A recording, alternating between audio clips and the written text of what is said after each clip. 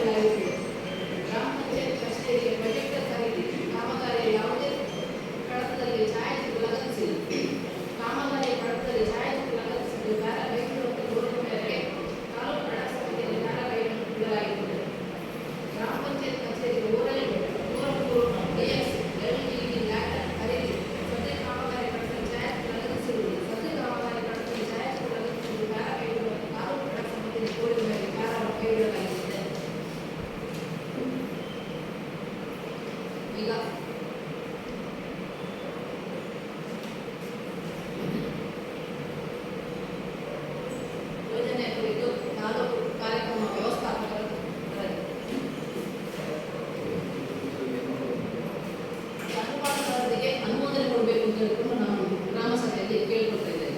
ಕಳೆದ ಬಾರಿ ಇದೇ ರೀತಿ ಸಾಮಾಜಿಕ ಪರಿಶೀಲನೆ ಆಗಿತ್ತು. ಅಲ್ಲಿ ಏನು ನ್ಯೂನತೆಗಳಿತ್ತು ಅದರ ಬಗ್ಗೆ ವರದಿ ಆಗಿತ್ತು. ತದನಂತರ ತಾಲೂಕು ಆಡಳಿತ ಕಮಿಟಿಯಲ್ಲಿ ಅದನ್ನು ಎಲ್ಲವನ್ನು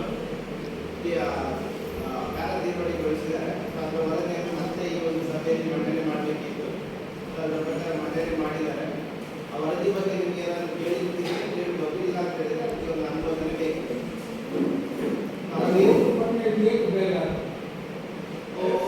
ಬೇರೆ ಆಗಿದ್ದು ಕೆಲವೊಂದು ನ್ಯೂನತೆ ಆಗಿತ್ತು.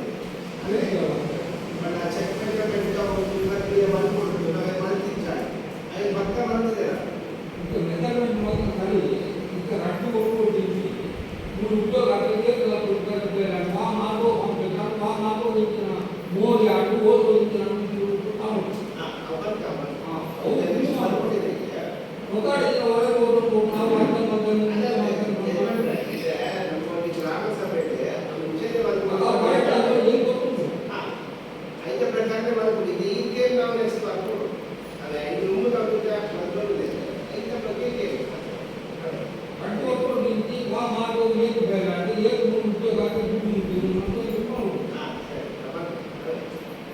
ಈ ವರದಿ ಬಗ್ಗೆ ನಿಮಗೆ ಏನಾದರೂ ಹೇಳೋದು ಇದೆಯಾ? ಇಲ್ಲ ಅಂತ ಹೇಳಿದ್ರೆ ಅದು ಚಪ್ಪಾಳೆ ಮುಖಾಂತರ ಈಗ ಪ್ರಸ್ತಾವಿತ ನಾವು ತಾಲೂಕು ಕಾರ್ಯಕ್ರಮ ಪ್ರಸ್ತಾವಿತ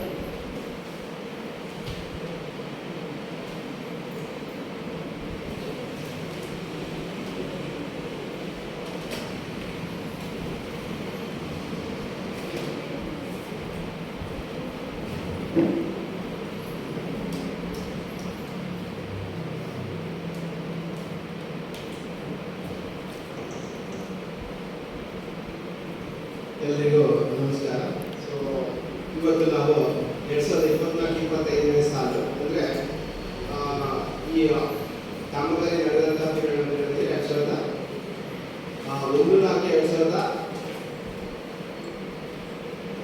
2024ರಿಂದ 31/3/2025 ಕ್ಷಮಿಸಿ 1/4/2023ರಿಂದ 31/3/2024 ವರದಿಯನ್ನು ನಾವು ಈ ಒಂದು ಸಭೆಯಲ್ಲಿ ಮಂಡನೆ ಮಾಡ್ತಾ ಇದ್ದೀವಿ. ಈ ಒಂದು ಸಭೆಯ ಗ್ರಾಮ ಸಭೆಯ ಸಭಾಧ್ಯಕ್ಷತೆ ವಹಿಸಿಕೊಂಡಿರುವಂತಹ ನೋಡಲ್ ಅಧಿಕಾರಿಯವರೇ, ಕಾಶಿಪಟ್ಟಣ ಗ್ರಾಮ ಪಂಚಾಯತ್ ಗೌರವಾನ್ವಿತ ಅಧ್ಯಕ್ಷರೇ, ಉಪಾಧ್ಯಕ್ಷರೇ, ಎಲ್ಲ ಸರ್ವ ಸದಸ್ಯರುಗಳೇ, ಹಾಗೆಯೇ ಪಂಚಾಯತಿನ ಹಿರಿಯರವರೇ, ನಮ್ಮ ಮಹಾತ್ಮ ಗಾಂಧಿಯವರ ಯೋಜನೆಯ ತಾಲೂಕು IEC ಸಂಯೋಜಕರೇ, ನಮ್ಮ ಸಹೋದ್ಯೋಗಿಗಳು ಹಾಗೂ ಗ್ರಾಮಸ್ಥರೇ ಮತ್ತು ಗ್ರಾಮ ಪಂಚಾಯತ್ ಸಿಬ್ಬಂದಿ, ಬಹುಶಃ ಸರ್ಕಾರದ ಎಲ್ಲ ಮಹತ್ವಾಕಾಂಕ್ಷಿ ಯೋಜನೆಗಳು ಕಾರ್ಯರೂಪಕ್ಕೆ ಬಂದ ನಂತರ ತದನಂತರ ಸಾಮಾಜಿಕ ಪರಿಶೀಲನೆ ನಡೆಸಬೇಕೆಂಬುದು ಒಂದು ಕಡ್ಡಾಯ ಸಮಯವಿಲ್ಲ. ಸೊ ನಾವು ಈ ಮಹಾತ್ಮ ಗಾಂಧಿ ನರೇಗಾ ಯೋಜನೆ ಹಾಗೂ ಗ್ರಾಮೀಣ ಹಣಕಾಸು ಯೋಜನೆಯ ಸಾಮಾಜಿಕ ಪರಿಶೀಲನೆ ನಿರಂತರವಾಗಿ ವಾರ್ಷಿಕವಾಗಿ ಪ್ರತಿಯೊಂದು ಗ್ರಾಮ ಪಂಚಾಯತ್ನಲ್ಲಿ ಮಾಡ್ತಾ ಬರ್ತಿದ್ದೇವೆ. ಸೊ ಈ ಕಾಶಿಪಟ್ಟಣ ಗ್ರಾಮ ಪಂಚಾಯತ್ನಲ್ಲಿ ಕಳೆದ 1/4/2023ರಿಂದ 31/3/2024 ಅಂತ್ಯದವರೆಗೆ ಅಂದರೆ 1 ವರ್ಷದ ಅವಧಿಯಲ್ಲಿ ನಮ್ಮ ಗ್ರಾಮ ಪಂಚಾಯತ್ನಲ್ಲಿ ಎಲ್ಲ ಕಾಮಗಾರಿಗಳಾಗಿದೆ. ಅದು ಮಹಾತ್ಮ ಗಾಂಧಿ ನರೇಗಾ ಯೋಜನೆ ಇರ್ಬೋದು ಹಾಗೂ ಗ್ರಾಮೀಣ ಹಣಕಾಸು ಯೋಜನೆ ಇರ್ಬೋದು. ಸೊ ಅದರ ಒಟ್ಟಿಗೆ ಈ ಒಂದು ಆರ್ಥಿಕ ವರ್ಷದಿಂದ ತಾಲೂಕು ಪಂಚಾಯತ್ ಮತ್ತು ಜಿಲ್ಲಾ ಪಂಚಾಯತ್ನಿಂದ ಗ್ರಾಮೀಣ ಹಣಕಾಸು ಯೋಜನೆಗೆ ಏನು ಅನುದಾನ ಬಿಡುಗಡೆ ಆಗ್ತಾ ಇದೆ, ಆ ಒಂದು ಯೋಜನೆಯ ಸಾಮಾಜಿಕ ಪರಿಶೀಲನೆಯನ್ನು ಕೂಡ ನಾವು ಈ ಒಂದು ಆರ್ಥಿಕ ವರ್ಷದಿಂದ ಮಾಡ್ತಾ ಬರ್ತಿದ್ದೇವೆ. ಇದು ಈ ಹಿಂದೆ ಇದ್ದಿಲ್ಲ, ಬರೀ ಗ್ರಾಮ ಪಂಚಾಯತ್ ಮಾತ್ರ ಇತ್ತು. ಸೊ ಈ ಒಂದು ಆರ್ಥಿಕ ವರ್ಷದಿಂದ ಕಳೆದ 2020-21-22 ಆ 2 ವರ್ಷಗಳಲ್ಲಿ ತಾಲೂಕು ಪಂಚಾಯತ್ನಲ್ಲಿ ಮತ್ತು ಜಿಲ್ಲಾ ಪಂಚಾಯತ್ನಲ್ಲಿ ಗ್ರಾಮೀಣ ಹಣಕಾಸು ಯೋಜನೆ ಅಡಿಯಲ್ಲಿ ಏನೆಲ್ಲ ಕಾಮಗಾರಿಗಳ ಅನುಷ್ಠಾನ ಆಗಿದೆ. ಸೊ ಆ ಒಂದು ಕಾಮಗಾರಿಗಳ ಸಾಮಾಜಿಕ ಪರಿಶೀಲನೆಯನ್ನು ಕೂಡ ನಾವು ಈ ಒಂದು ಆರ್ಥಿಕ ವರ್ಷದಿಂದ ಮಾಡ್ತಾ ಬರ್ತಾ ಇದ್ದೀವಿ. ಸೊ ಅಂತಿಮವಾಗಿ ಕಳೆದ 6 ದಿನಗಳಿಂದ ನಾವು ನಮ್ಮ ಗ್ರಾಮ ಪಂಚಾಯತ್ನಲ್ಲಿ ಈ ಒಂದು ಯೋಜನೆಯ ಸಾಮಾಜಿಕ ಪರಿಶೀಲನೆಯ ಪ್ರಕ್ರಿಯೆಯಲ್ಲಿ ತೊಡಗಿಸಿಕೊಂಡು ಅಂತಿಮವಾಗಿ ಒಂದು ಗ್ರಾಮ ಸಭೆಯನ್ನು ಆಯೋಜನೆ ಮಾಡಿಕೊಂಡು ಅಲ್ಲಿ ಒಂದು ಏನು ವರದಿ ತಯಾರಾಗಿದೆ ಆ ಕರಡು ವರದಿ ಪ್ರತಿಯನ್ನು ನಾವು ಮಂಡನೆ ಮಾಡುವಂಥದ್ದು ನಿಯಮ ಇರುವಂಥದ್ದು. ಸೊ ಇದು ಬರೀ ಕರಡು ವರದಿ ಪ್ರತಿ. ಸೊ ಇಲ್ಲಿ ಆ ವರದಿಗಳ ಬಗ್ಗೆ ಚರ್ಚೆ ಆಗಬೇಕು. ಚರ್ಚೆ ಆಗಿ ಮತ್ತೆ ಏನು ನಾವು ವರದಿಯನ್ನು ಅಂತಿಮಗೊಳಿಸ್ತೇವೆ ಅದು ಮತ್ತೆ ಮುಂದೆ ಸರ್ಕಾರಕ್ಕೆ ಹೋಗುವಂಥ ಒಂದು ವರದಿ. ಸೊ ಇಲ್ಲಿ ಇಲ್ಲಿ ಮಹಾತ್ಮ ಗಾಂಧಿ ನರೇಗಾ ಯೋಜನೆ ಬಗ್ಗೆ ನಾನು ಹೇಳಬೇಕಾದಂಥದ್ದು ಏನಿಲ್ಲ, ನಿಮಗೆಲ್ಲ ಗೊತ್ತಿರುವಂಥದ್ದು. ಸೊ ಅದರ ಹಿನ್ನೆಲೆ ಎಲ್ಲವೂ ಈಗಾಗಲೇ ನಾವು 2005ರಲ್ಲಿ ಈ ಒಂದು ನಿಯಮ ಜಾರಿಗೆ ಬಂದರೂ ಕೂಡ ಹಂತವಾಗಿ 2009ರ ಅವಧಿಯಲ್ಲಿ ನಮ್ಮ ರಾಜ್ಯದ ಎಲ್ಲ ಜಿಲ್ಲೆಗಳಲ್ಲಿ ಇದು ಕಾರ್ಯರೂಪಕ್ಕೆ ಬರುತ್ತೆ. ಸೊ ಇವಾಗ ನಾವು 2025ರ ಒಂದು ಪ್ರಾರಂಭಿಕ ಹಂತದಲ್ಲಿದ್ದೇವೆ. ಈಗಾಗಲೇ ಒಂದು ತಿಂಗಳು ಕಳೆದೋಗಿದೆ. ಸೊ ಇಲ್ಲಿ ಈ ಒಂದು ಯೋಜನೆಯಲ್ಲಿ ಬದಲಾವಣೆ ನಿರಂತರ ಆಗ್ತಾ ಇರುತ್ತೆ. ಇಲ್ಲಿ ಪ್ರಸ್ತುತ ವರ್ಷದಲ್ಲಿ ಈ ಯೋಜನೆಯಲ್ಲಿ ಒಟ್ಟು 266 ಅನುಮೋದಿಸಲ್ಪಟ್ಟ ಕಾಮಗಾರಿಗಳ ಪಟ್ಟಿ ಇದೆ. ಆ ಕಾಮಗಾರಿಗಳ ಪಟ್ಟಿಯಲ್ಲಿ ಏನೆಲ್ಲ ಕಾಮಗಾರಿಗಳು ಬರುತ್ತೆ, ಅದು ನಮ್ಮ ಜಿಲ್ಲೆಗೆ ಯಾವ ರೀತಿಯ ಕಾಮಗಾರಿಗಳನ್ನು ಮಾಡ್ಕೋಬಹುದು. ಸೊ ಅದಕ್ಕೆ ಪೂರಕವಾಗಿ ನಾವು ಆ ಕಾಮಗಾರಿಗಳನ್ನು ಅನುಮೋದಿಸಲ್ಪಟ್ಟ ಪಟ್ಟಿಗಳಿಂದ ಆಯ್ಕೆ ಮಾಡಿಕೊಂಡು ನಾವು ಅನುಷ್ಠಾನ ಮಾಡಿಕೊಳ್ಳಿಕ್ಕೆ ಅವಕಾಶ ಇರುವಂಥದ್ದು. ಅದು ಸಾರ್ವಜನಿಕವಾಗಿರ್ಬೋದು ಅಥವಾ ವೈಯಕ್ತಿಕವಾಗಿರ್ಬೋದು. ಸೊ ಆ 266 ಕಾಮಗಾರಿಗಳ ಪಟ್ಟಿಯಿಂದ ನಾವು ಆಯ್ಕೆ ಮಾಡಿಕೊಂಡು ಇಲ್ಲಿ ಅನುಷ್ಠಾನ ಮಾಡಲಾಗ್ತಿದೆ. ಸೊ ಇನ್ನೊಂದು ವಿಚಾರ ಅಂತ ಹೇಳಿದ್ರೆ, ಇಲ್ಲಿ ನಾವು ಮತ್ತೆ ಪುನರುಚ್ಚಾರ ಮಾಡುವಂಥದ್ದು ಯಾವುದೇ ಒಂದು ಯಂತ್ರ ಬಳಕೆಗೆ ಒಂದು ಯೋಜನೆಯಲ್ಲಿ ಅವಕಾಶ ಬರುತ್ತೆ. ಅದು ಎಲ್ಲರೂ ತಿಳ್ಕೊಳ್ಬೇಕಾದಂತಹ ಒಂದು ಮುಖ್ಯ ವಿಚಾರ. ಅದ್ರ ಒಟ್ಟಿಗೆ ಬದಲಾದ ವಿಚಾರಗಳು ನಿಮಗೆ ತಲುಪಬೇಕು. ಅದು ತಲುಪದೆ ಹೋದಾಗ ಸಮಸ್ಯೆಗಳಿಗೆ ಕಾರಣ ಆಗುತ್ತೆ. ಆ ಒಂದು ನಿಟ್ಟಿನಲ್ಲಿ ಏನು ಬದಲಾಗಿದೆ ಆ ವಿಚಾರಗಳನ್ನು ನಾವು ಹಂಚಿಕೊಳ್ಳೋಣ. ಯಾಕಂತ ಹೇಳಿದ್ರೆ ಅದು ಮುಂದಕ್ಕೆ ನಿಮಗೆ ತುಂಬಾನೇ ಸಹಕಾರಿಯಾಗಿದೆ. ಇಲ್ಲಿ ಮಹಾತ್ಮ ಗಾಂಧಿ ರಾಷ್ಟ್ರೀಯ ಗ್ರಾಮೀಣ ಉದ್ಯೋಗ ಖಾತ್ರಿ ಯೋಜನೆ ಕಾಲಕಾಲಕ್ಕೆ ಅಪ್ಡೇಟ್ ಆಗಿರುತ್ತೆ. ಅಂದ್ರೆ ಅದು ಬದಲಾವಣೆ ನಿರಂತರ ಆಗ್ತಾನೆ ಇರುತ್ತೆ. ಆ ಬದಲಾದ ವಿಚಾರದಲ್ಲಿ ಒಂದು ಮಾಹಿತಿ ಕೊಡಬೇಕು ಅಂತ ಹೇಳಿದ್ರೆ, ಕಾಮಗಾರಿಗಳನ್ನು ಬೇಡಿಕೆ ನೀಡುವಂಥದ್ದು. ಸೊ ಈ ಹಿಂದೆ ಏನಾಗ್ತಿತ್ತು, ಪ್ರತಿಯೊಂದು ಗ್ರಾಮ ಪಂಚಾಯತ್ ವ್ಯಾಪ್ತಿಯಲ್ಲಿ ಫಲಾನುಭವಿಗಳು ಏನು ನಮಗೆ ಒಂದು ಉದ್ಯೋಗ ಖಾತ್ರಿ ಯೋಜನೆಯಲ್ಲಿ ನಮಗೆ ಅರ್ಹತೆ ಇದೆ ಅಂತ ಹೇಳಿದ್ರೆ, ಕಾಮಗಾರಿಗಳನ್ನು ವೈಯಕ್ತಿಕವಾಗಿ ನಿಲ್ಲುವಂತಹ ಒಂದು ಅರ್ಹತೆ ಇದೆ ಅಂತ ಹೇಳಿದ್ರೆ, ನಾವು ನಮಗೆ ಯಾವಾಗ ಕಾಮಗಾರಿಯನ್ನು ಮಾಡ್ಕೊಳ್ಬೇಕು ಆವಾಗ ಮುಂಚಿನ ದಿನ ಗ್ರಾಮ ಪಂಚಾಯತಿಗೆ ಹೋಗ್ತೇವೆ, ಅಲ್ಲಿ ಅರ್ಜಿ ಕೊಟ್ಟು ಸೊ ನಮಗೊಂದು ಕಾಮಗಾರಿ ಬೇಕು ನಮಗೆ ಅಂತ ಹೇಳಿ ಅಲ್ಲಿ ಅರ್ಜಿ ಕೊಟ್ಟು ಅದನ್ನು ಮಾಡಿಕೊಂಡು ಹೋಗುವಂಥ ಪ್ರವೃತ್ತಿ ಈ ಹಿಂದೆ ಇತ್ತು. ಆದರೆ ಈಗ ಬದಲಾಗಿದೆ ಸನ್ನಿವೇಶ. ನಾವು ಆ ಥರ ಕೊಡಲಿಕ್ಕಾಗಲ್ಲ. ಸೊ ಏನೇ ಒಂದು ಕಾಮಗಾರಿಗಳ ಬೇಡಿಕೆಗಳಿದ್ರೂ ಕೂಡ ಅದನ್ನು ನಾವು ಮುಂಚಿತವಾಗಿ ಕೊಡಬೇಕಾಗ್ತದೆ. ಸೊ ಇಲ್ಲಿ ಗ್ರಾಮ ಪಂಚಾಯತ್ ಮಟ್ಟದಲ್ಲಿ ಇದಕ್ಕೆ ಬದಲಾವಣೆ ಕಳೆದ 2 ವರ್ಷದಿಂದ ಆಗಿದೆ. ಇನ್ನೂ ಅದನ್ನು ನಾವು ಜಾಸ್ತಿಗೆ ಬರುವಲ್ಲಿ ತುಂಬಾನೇ ತಡವಾಗ್ತಿದೆ. ಯಾಕಂದರೆ ಜನರಿಗೆ ಅನ್ನೋದು ಅವೇರ್ನೆಸ್ ಆಗದೇ ಇರೋದ್ರಿಂದ ಸೊ ಆ ರೀತಿ ಆಗ್ತಾ ಇದೆ. ಇಲ್ಲಿ ಪ್ರತಿಯೊಂದು ಆರ್ಥಿಕ ವರ್ಷದಲ್ಲಿ ಅಕ್ಟೋಬರ್ 2ನೇ ತಾರೀಕು ಇವರು ಗ್ರಾಮ ಸಭೆಗೆ ಗ್ರಾಮ ಪಂಚಾಯತ್ ವ್ಯಾಪ್ತಿಯಲ್ಲಿ ಒಂದು ಚಾಲನೆ ಕೊಡ್ತಾರೆ. ಅಂದರೆ ನಾವು ಮುಂಬರುವ ವರ್ಷಕ್ಕೆ ಪೂರಕವಾಗಿ ಏನೆಲ್ಲ ಕಾಮಗಾರಿಗಳನ್ನು ಮಾಡ್ಕೋಬಹುದು, ಆ ಬೇಡಿಕೆಗಳು ಜನರಿಂದ ಯಾವ ರೀತಿ ಬರ್ಬೋದು ಎನ್ನುವುದಕ್ಕೆ ಒಂದು ಪೂರ್ವ ತಯಾರಿ. ಆ ಅಕ್ಟೋಬರ್ 2ನೇ ತಾರೀಕು ಪ್ರತಿಯೊಬ್ಬರು ಗ್ರಾಮ ಪಂಚಾಯತ್ನಲ್ಲಿ ಯಾರೆಲ್ಲ ವೈಯಕ್ತಿಕವಾಗಿ ಅಂದರೆ 25-26ನೇ ಸಾಲಿಗೆ ಯಾರಾದರೂ ಕಾಮಗಾರಿಗಳನ್ನು ಮಾಡುವವರಿದ್ದರೆ ಅವರು ಮುಂಚಿತವಾಗಿ ಆ ಒಂದು ಅಕ್ಟೋಬರ್ 2ನೇ ತಾರೀಕು ಗ್ರಾಮ ಸಭೆಯಲ್ಲಿ ಬೇಡಿಕೆಗಳನ್ನು ಕೊಡಬೇಕಾಗುತ್ತೆ. ಈಗ ಉದಾಹರಣೆಗೆ ಈ ಹಿಂದೆ ನಾವೇನು 24ನೇ ಅಕ್ಟೋಬರ್ 2024ನೇ ಇಸವಿಯಲ್ಲಿ ಅಕ್ಟೋಬರ್ 2ನೇ ತಾರೀಕು ಒಂದು ಗ್ರಾಮ ಸಭೆಯನ್ನು ಆಯೋಜನೆ ಮಾಡಿದ್ರು. ಸೊ ಅಲ್ಲಿ ಈ 25-26ನೇ ಸಾಲದಲ್ಲಿ ಯಾರು ಕಾಮಗಾರಿ ಮಾಡುವಂಥವ್ರು ಇರ್ತಾರೆ. ಅಂದರೆ ಒಂದು ಚಿಕ್ಕ ಉದಾಹರಣೆ ಅಂತ ಹೇಳಿದ್ರೆ, ಒಬ್ಬರು ಬಾವಿ ಕಾಮಗಾರಿ ಮಾಡಬೇಕು ಅಂತ ಇರ್ತಾರೆ. ಅವರು ಏಪ್ರಿಲ್ ಅಥವಾ ಮೇ ತಿಂಗಳು 2025ನೇ ಇಸವಿಯಲ್ಲಿ ಏಪ್ರಿಲ್ ಅಥವಾ ಮೇ ತಿಂಗಳಲ್ಲಿ ಹೆಚ್ಚು ಸಾಮಾನ್ಯವಾಗಿ ಬಾವಿ ಕಾಮಗಾರಿ ಮಾಡ್ತಾರೆ. ಸೊ ಆ ಬಾವಿ ಕಾಮಗಾರಿ ಅವರು ಏಪ್ರಿಲ್ ಮೇ ತಿಂಗಳಲ್ಲಿ ಮಾಡೋರಿದ್ರೂ ಕೂಡ ಅಕ್ಟೋಬರ್ 2ನೇ ತಾರೀಕಿಗೆ ಗ್ರಾಮ ಸಭೆ ಆಯೋಜನೆ ಮಾಡ್ತಾರೆ. ಸೊ ಅಲ್ಲಿ ಅವರು ಮುಂಚಿತವಾಗಿ ನೀವು ಅರ್ಜಿಯನ್ನು ಕೊಡಬೇಕಾಗುತ್ತೆ. ಆ ಅರ್ಜಿಯನ್ನು ಕೊಟ್ಟು ಮತ್ತೆ ನಿಮಗೆ ಅದರ ಬಗ್ಗೆ ಒಂದು ಅನುಮೋದನೆ ಸಿಕ್ಕಿ ನೀವು ಮತ್ತೆ ಏಪ್ರಿಲ್ ಅಥವಾ ಮೇ ತಿಂಗಳಲ್ಲಿ ಬಾವಿ ಕಾಮಗಾರಿಯನ್ನು ಮಾಡಬಹುದು. ಆದರೆ ನೀವು ಏಪ್ರಿಲ್ ಅಥವಾ ಮೇ ತಿಂಗಳಲ್ಲಿ ಬಂದು ಗ್ರಾಮ ಪಂಚಾಯತಿಗೆ ಅರ್ಜಿ ಕೊಟ್ಟರೆ ಅದು ಖಂಡಿತ ಆಗಲ್ಲ. ಸೊ ಅದು ಮುಂದಿನ ವರ್ಷಕ್ಕೆ ಕ್ಯಾರಿ ಫಾರ್ವರ್ಡ್ ಆಗ್ತದೆ. ಅದು ಮುಂದಿನ ವರ್ಷಕ್ಕೆ ಅವರು ಯೋಜನೆಗೆ ಅಳವಡಿಸಿಕೊಂಡು ಮತ್ತೆ ಮುಂದಿನ ವರ್ಷಕ್ಕೆ ಆ ಕಾಮಗಾರಿಯನ್ನು ಮಾಡಲಿಕ್ಕೆ, ಒಂದು ವೇಳೆ ಈ ನಡುವೆ ಹೆಚ್ಚುವರಿ ಯೋಜನೆ ಮಾಡಲಿಕ್ಕೆ ಅವಕಾಶ ಕೊಟ್ಟರೆ ನಿಮಗೆ ಅವಕಾಶ ಸಿಗುತ್ತೆ. ಇಲ್ಲ ಅಂತ ಹೇಳಿದ್ರೆ ಮುಂದಿನ ವರ್ಷಕ್ಕೆ ಹೋಗುತ್ತೆ. ಸೊ ಈ ಥರ ಈ ಮುಂಚಿತವಾಗಿ ಅರ್ಜಿಯನ್ನು ಕೊಟ್ಟು ನಿಮ್ಮ ಬೇಡಿಕೆಗಳನ್ನು ಈ ರೀತಿ ಇದೆ ಸಂಕ್ಷಿಪ್ತ ಮಾಹಿತಿ ಗ್ರಾಮ ಪಂಚಾಯತಿಗೆ ಗೊತ್ತಾಗಬೇಕು. ಸೊ ಆ ನಿಟ್ಟಿನಲ್ಲಿ ಬದಲಾವಣೆಗಳನ್ನು ಮಾಡಿದ್ದಾರೆ. ಸೊ ಆ ಅಕ್ಟೋಬರ್ 2ನೇ ತಾರೀಕು ಗ್ರಾಮ ಸಭೆಗೆ ಏನು ಆಯೋಜನೆ ಮಾಡ್ತಾರೆ ಅಲ್ಲಿ ಅವರಿಗೆ ನಿಗದಿತ ದಿನಾಂಕದವರೆಗೆ ಗ್ರಾಮ ಪಂಚಾಯತಿಗೆ ಒಂದು ಬರುವಂಥ ಬೇಡಿಕೆಗಳನ್ನು ತೆಗೆದುಕೊಳ್ಳಿಕ್ಕೆ ಅವಕಾಶ ಇರುತ್ತೆ. ಸೊ ತದನಂತರ ಅದೊಂದು ಕೆಲವೊಂದು ಏನು ಪೂರ್ವ ತಯಾರಿ ಮಾಡ್ಕೊಳ್ಬೇಕಿಲ್ಲ, ಅದು ಗ್ರಾಮ ಪಂಚಾಯತಿಯಿಂದ ಅದು ಗ್ರಾಮ ಪಂಚಾಯತಿಯಿಂದ ಆಗುತ್ತೆ. ಸೊ ಅದು ಆಗಿ ಮತ್ತೆ ಅದು ತಾಲೂಕು ಪಂಚಾಯತಿಗೆ ಹೋಗುತ್ತೆ, ಮತ್ತೆ ಜಿಲ್ಲಾ ಪಂಚಾಯತಿಗೆ ಅಂತಿಮವಾಗಿ ಮುಖ್ಯ ಕಾರ್ಯನಿರ್ವಹಣಾಧಿಕಾರಿಯವರು ಅದಕ್ಕೆ ಅನುಮೋದನೆಯನ್ನು ಕೊಟ್ಟು ಸೊ ಮತ್ತೆ ಅದು ಗ್ರಾಮ ಪಂಚಾಯತಿಗೆ ವಾಪಸ್ ಬರುತ್ತೆ.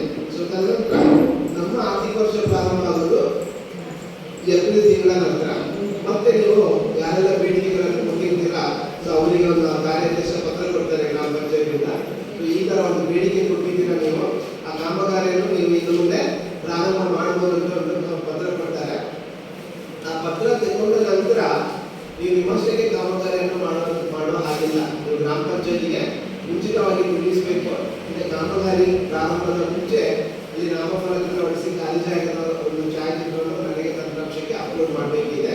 ಮತ್ತು ಕಾಮಗಾರಿಯನ್ನು ನಿರ್ವಹಿಸುತ್ತಿರುವಂತಹ ಒಂದು ಛಾಯಾಚಿತ್ರ ಅಂತಿಮವಾಗಿ ಕಾಮಗಾರಿ ಮುಕ್ತಾಯ ಆದ ನಂತರ ಆ ಒಂದು ಛಾಯಾಚಿತ್ರವನ್ನು ಕೂಡ ನನಗೆ ತಂತ್ರಾಂಶಕ್ಕೆ ಅಪ್ಲೋಡ್ ಮಾಡಬೇಕು. ಸೊ ಇವೆಲ್ಲ ಹೊಸದಾದ ವಿಚಾರಗಳು. ಇದನ್ನು ನೀವು ಚಾಚುತಪ್ಪದೆ ಪಾಲನೆ ಮಾಡಿದ್ರೆ ನಿಮ್ಮ ಯಾವುದೇ ರೀತಿಯ ಕೂಲಿ ಪಾವತಿ ಇರ್ಬೋದು ಅಥವಾ ಸಾಮೂಹಿಕ ಪಾವತಿ ಇರ್ಬೋದು, ಈಗ ಯಾವುದೇ ರೀತಿಯ ಸಮಸ್ಯೆಗಳು ಬರಲ್ಲ. ಇಲ್ಲದೆ ಹೋದ್ರೆ ಖಂಡಿತ ಸಮಸ್ಯೆಗಳು ಬರುತ್ತೆ. ಸೊ ಅದರಿಂದ ದಯವಿಟ್ಟು ನೀವು ಯಾವುದೇ ಒಂದು ದೊಡ್ಡದಾದ ವಿಚಾರಗಳನ್ನು ಗ್ರಾಮ ಪಂಚಾಯತಿಗೆ ಸುತ್ತೋಲೆಗಳ ಮುಖಾಂತರ ಸರ್ಕಾರ ಕಳಿಸಿಕೊಡುತ್ತೆ. ಸೊ ಅದನ್ನು ನೋಟಿಸ್ ಬೋರ್ಡಲ್ಲಿ ಹಾಕ್ತಾರೆ. ಇಲ್ಲಿ ನಿಮಗೆ ನೋಡ್ಲಿಕ್ಕೆ ಆಗಿಲ್ಲ ಅಂತ ಹೇಳಿದ್ರೆ ಗ್ರಾಮ ಪಂಚಾಯತ್ ಅಭಿವೃದ್ಧಿ ಅಧಿಕಾರಿಗಳು ಅಥವಾ ಆ ವಿಷಯಕ್ಕೆ ಸಂಬಂಧಪಟ್ಟ ವಿಷಯ ನಿರ್ವಾಹಕರು ಇರ್ತಾರೆ. ಸೊ ಅವರ ಜೊತೆ ಕೇಳಿಕೊಂಡು ಏನು ಬದಲಾಗಿದೆ ಆ ಮಾಹಿತಿಗಳನ್ನು ತಿಳ್ಕೊಳ್ಳಿಕ್ಕೆ ನಿಮಗೆ ಮುಕ್ತವಾದ ಅವಕಾಶ ಇರುವಂಥದ್ದು. ಸೊ ಇದನ್ನು ಬದಲಾದ ವಿಚಾರಗಳನ್ನು ಸಭೆಯಲ್ಲಿ ತಿಳ್ಕೋಬೇಕಾಗಿರೋದು ಕೂಡ ಅನಿವಾರ್ಯತೆ ಇದೆ. ಇನ್ನು ಕೆಲವೊಂದು ಆದೇಶಗಳು ಇವೆ. ಆ ಆದೇಶಗಳನ್ನು ಸಭೆಯಲ್ಲಿ ಎಲ್ಲ ಮುಂದೆ ಮಂಡನೆ ಮಾಡಲು ಸೂಕ್ತ ಅಂತ ಎನಿಸಿ ಅದನ್ನು ನಾವು ಪ್ರತಿಯೊಂದು ಗ್ರಾಮ ಸಭೆಯಲ್ಲಿ ನಾನು ಯಾವ ಗ್ರಾಮ ಸಭೆಯಲ್ಲಿ ಭಾಗವಹಿಸಿದ್ರೆ ಅದರಲ್ಲಿ ಪ್ರತಿಯೊಂದು ಗ್ರಾಮ ಸಭೆಯಲ್ಲಿ ನಾನು ಮಂಡನೆ ಮಾಡ್ತಾ ಇದ್ದೇನೆ. ಸೊ ಅದರಲ್ಲಿ ಒಂದು 1/12/2022ಕ್ಕೆ ಬಂದಂತಹ ಒಂದು ಆದೇಶ. ಸೊ ಮಹಾತ್ಮ ಗಾಂಧಿ ನರೇಗಾ ಯೋಜನೆಯಡಿ ಅನುಷ್ಠಾನಗೊಳಿಸುವ ವೈಯಕ್ತಿಕ ಕಾಮಗಾರಿಗಳನ್ನು ಫಲಾನುಭವಿಗಳು ಹಣ ಪಾವತಿಯಾದ ನಂತರ ಅನ್ಯ ಉದ್ದೇಶಕ್ಕೆ ಬಳಸಿಕೊಳ್ಳುತ್ತಿರುವ ಬಗ್ಗೆ. ಸೊ ಈ ಒಂದು ವಿಚಾರದ ಬಗ್ಗೆ ಸರ್ಕಾರ ಒಂದು ಆದೇಶ ಹೊರಡಿಸಿದೆ. ಈಗಾಗಲೇ ಇದು ಬಂದಿರುವಂಥದ್ದು 1/12/2022. ಇಲ್ಲಿ ಏನು ಹೇಳ್ತಾರೆ ಅಂತ ಹೇಳಿದ್ರೆ, ಮೇಲಿನ ವಿಷಯಕ್ಕೆ ಸಂಬಂಧಿಸಿದಂತೆ ಮಹಾತ್ಮ ಗಾಂಧಿ ನರೇಗಾ ಯೋಜನೆಯಡಿ ಅನುಷ್ಠಾನಗೊಳಿಸುವ ವೈಯಕ್ತಿಕ ಕಾಮಗಾರಿಗಳನ್ನು ಫಲಾನುಭವಿಗಳು ಹಣ ಪಾವತಿಯಾದ ನಂತರ ಅನ್ಯ ಉದ್ದೇಶಕ್ಕಾಗಿ ಬಳಸಿಕೊಳ್ಳುತ್ತಿರುವುದು ಹಾಗೂ ಕೃಷಿ ಹೊಂಡಗಳನ್ನು ಮುಖ್ಯ ಹಾಕುತ್ತಿರುವ ಬಗ್ಗೆ ಹಲವಾರು ಪ್ರಕರಣಗಳು ಸಾಮಾಜಿಕ ಪರಿಶೀಲನೆಯಲ್ಲಿ ವರದಿಯಾಗಿರುತ್ತವೆ. ಆದ್ದರಿಂದ ಯೋಜನೆಯಡಿ ಪಡೆದ ವೈಯಕ್ತಿಕ ಸೌಲಭ್ಯಗಳನ್ನು ಕನಿಷ್ಠ 5 ವರ್ಷಗಳವರೆಗೆ ಅನ್ಯ ಉದ್ದೇಶಕ್ಕೆ ಬಳಸದಂತೆ ಅಥವಾ ನಾಶಪಡಿಸದಂತೆ ವೈಯಕ್ತಿಕ ಕಾಮಗಾರಿಗಳ ಫಲಾನುಭವಿಗಳಿಂದ ಮುಚ್ಚಳಿಕೆ ಪತ್ರ ಪಡೆಯುವ ಪದ್ಧತಿಯನ್ನು ಜಾರಿಗೊಳಿಸುವಂತೆ ಉಲ್ಲೇಖಿತ ಸಭೆಯಲ್ಲಿ ಮಾನ್ಯರು ಸೂಚಿಸಿರುತ್ತಾರೆ. ಸೂಚನೆಯಂತೆ ವೈಯಕ್ತಿಕ ಕಾಮಗಾರಿಗಳ ಫಲಾನುಭವಿಗಳಿಂದ ಕಡ್ಡಾಯವಾಗಿ ಮುಚ್ಚಳಿಕೆ ಪತ್ರ ಪಡೆದ ನಂತರವೇ ಕಾಮಗಾರಿಗಳನ್ನು ಅನುಷ್ಠಾನಿಸಲು ತಿಳಿಸಿದೆ. ಅಂದ್ರೆ ವೈಯಕ್ತಿಕವಾಗಿ ಕಾಮಗಾರಿಗಳನ್ನು ತೆಗೆದುಕೊಳ್ತಾರೆ. ಸೊ ಅದ ನಂತರ ಅದನ್ನು ಬೇರೆ ಯಾವುದೋ ಉದ್ದೇಶಕ್ಕೆ ಬಳಸಿಕೊಳ್ತಾ ಇದ್ದಾರೆ. ಸೊ ಇದು ಸಾಮಾಜಿಕ ಪಕ್ಷದ ವರದಿಯಲ್ಲಿ ಅನೇಕ ಬಾರಿ ಉಲ್ಲೇಖ ಆಗಿದೆ. ಆ ವಿಚಾರಗಳನ್ನು ತಿಳ್ಕೊಂಡು ಸರ್ಕಾರ ಒಂದು ಆದೇಶ ಹೊರಡಿಸಿರುವಂಥದ್ದು. ಇದು ಮುಂದೆ ಈ ಆದೇಶ ಬಂದ ನಂತರ ಅದು ಕನಿಷ್ಠ 5 ವರ್ಷಗಳವರೆಗೆ ಆ ವೈಯಕ್ತಿಕ ಕಾಮಗಾರಿಗಳನ್ನು ನೀವು ಯಾವುದೇ ಅನ್ಯ ಕಾರ್ಯಗಳಿಗೆ ಉಪಯೋಗ ಮಾಡಬಾರ್ದು ಮತ್ತು ಅದನ್ನು ಸೂಕ್ತವಾಗಿ ನಿರ್ವಹಿಸಿಕೊಂಡು ಹೋಗಬೇಕು ಎನ್ನುವ ನಿಟ್ಟಿನಲ್ಲಿ ನೀವು ಕಾಮಗಾರಿ ವೈಯಕ್ತಿಕವಾಗಿ ಅವರನ್ನು ಪ್ರಯೋಜನ ಪಡ್ಕೊಳ್ಳುವಂತ ನಿಮಗೆ ಒಂದು ಪಡ್ಕೊಳ್ಬೇಕಾದ್ರೆ ನೀವು ಅರ್ಜಿಯೊಟ್ಟಿಗೆ ಒಂದು ಮುಚ್ಚಳಿಕೆ ಪತ್ರ ಕೂಡ ಬರೆದುಕೊಡ್ಬೇಕಾಗುತ್ತೆ. ನಾನು ಈ ಒಂದು ಕಾಮಗಾರಿಯನ್ನು ಮುಂದಿನ 5 ವರ್ಷಗಳವರೆಗೆ ಸೂಕ್ತವಾಗಿ ನಿರ್ವಹಿಸ್ತೇನೆ. ಒಂದು ವೇಳೆ ನಾನು ಅದನ್ನು ವಿಫಲರಾದರೆ ಅದಕ್ಕೆ ನಾನೇ ನೇರ ಜವಾಬ್ದಾರನಾಗಿರ್ತೇನೆ ಅನ್ನೋ ಮುಚ್ಚಳಿಕೆ ಪತ್ರವನ್ನು ಫಲಾನುಭವಿಗಳು ಏನು ಅರ್ಜಿಯೊಟ್ಟಿಗೆ ಕೊಡಬೇಕಾಗುತ್ತೆ. ಸಾಮಾಜಿಕ ಪರಿಶೀಲನೆ ಸಂದರ್ಭದಲ್ಲಿ ನಾವು ಅದನ್ನು ಕೂಡ ಪರಿಶೀಲನೆ ಮಾಡ್ತೇವೆ. ಸೊ ಅದು ನಿಮಗೆ ಆ ಒಂದು ಕಾಮಗಾರಿಗಳಲ್ಲಿ ನಿಮಗೆ ಒಂದು ಏನು ಸ್ಪಷ್ಟತೆ ಇರಬೇಕು. ಅದನ್ನು ಯಾವುದೇ ಕಾರಣಕ್ಕೆ ನಾಶ ಮಾಡಬಾರ್ದು ಅನ್ನೋ ಒಂದು ಮನವರಿಕೆ ನಿಮಗೆ ಆಗಬೇಕು ಅಂತ ಹೇಳಿದ್ರೆ ಆ ಒಂದು ಮುಚ್ಚಳಿಕೆ ಪತ್ರ ಬರೆದುಕೊಟ್ರೆ ಮಾತ್ರ ನಿಮಗೂ ಒಂದು ಜವಾಬ್ದಾರಿ ಬರುತ್ತೆ. ಆ ಒಂದು ನಿಟ್ಟಿನಲ್ಲಿ ಬದಲಾವಣೆ ಆಗಿದೆ. ಸೊ ಈ ಒಂದು ಆದೇಶ ಅದನ್ನು ಪಾಲನೆ ಮಾಡಲೇಬೇಕಿರುತ್ತೆ. ಇನ್ನು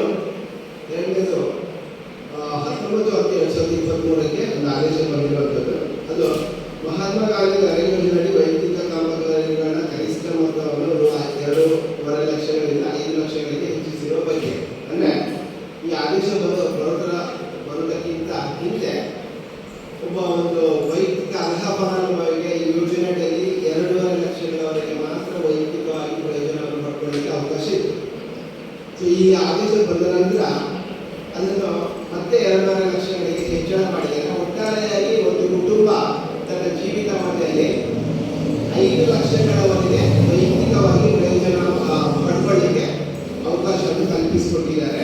ಸೊ ಅದಕ್ಕೆ ಸಂಬಂಧಪಟ್ಟ ಒಂದು ಆದೇಶ. ಸೊ ಇಲ್ಲಿ ಏನು ಹೇಳ್ತಾರೆ ಅಂತ ಕೇಳ.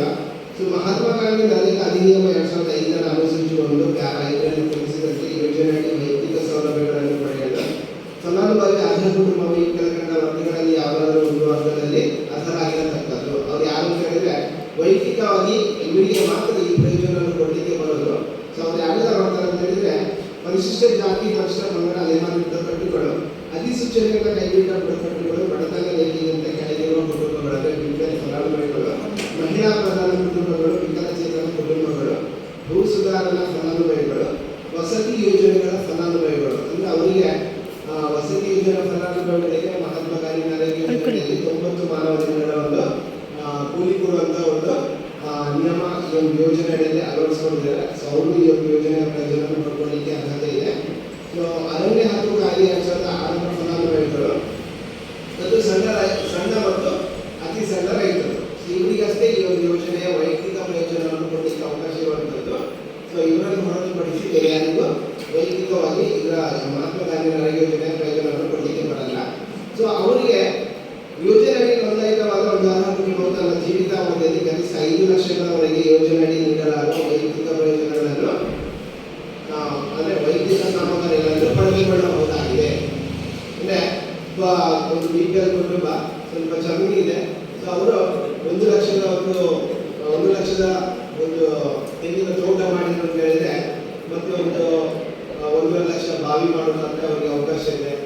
ಅಲ್ಲಿ 2 ಲಕ್ಷ ಆಯಿತು. ಮತ್ತೆ ಹಟ್ಟಿ ಮಾಡ್ತಾರೆ ಅಂದರೆ ಅವರಿಗೆ 57,000 ಅನುದಾನ ಸಿಗುತ್ತೆ, 3 ಲಕ್ಷ ಆಯಿತು. ಈ ಥರ ಒಟ್ಟಾರೆಯಾಗಿ ಆ ಒಂದು ಏನು ಯೋಜನೆಯ ಪ್ರಯೋಜನ 5 ಲಕ್ಷಕ್ಕೆ ಸೀಮಿತ ಆಗಿರುತ್ತೆ. ಅದರ ನಂತರ ಅವರಿಗೆ ಯಾವುದೇ ರೀತಿಯ ಪ್ರಯೋಜನವನ್ನು ಕೊಡಲಿಕ್ಕೆ ಬರಲ್ಲ. ಸೊ ಈ ಥರ ಯಾರೆಲ್ಲ ಪಡ್ಕೊಂಡಿರ್ತೀರಾ, ಸೊ ಮತ್ತೆ ನಿಮಗೆ ಏನಾದರೂ ಹೆಚ್ಚುವರಿ ಬೇಕಿದ್ರೆ, ಸೊ 5 ಲಕ್ಷಗಳ ಗರಿಷ್ಠ ಮಿತಿಯನ್ನು ನೀವು ಮೀರದೇ ಇದ್ದರೆ ಸೊ ನೀವು ಅದನ್ನು ಪ್ರಯೋಜನವನ್ನು ಪಡ್ಕೊಳ್ಳಿಕ್ಕೆ ಅಗತ್ಯ ಇರುತ್ತೆ.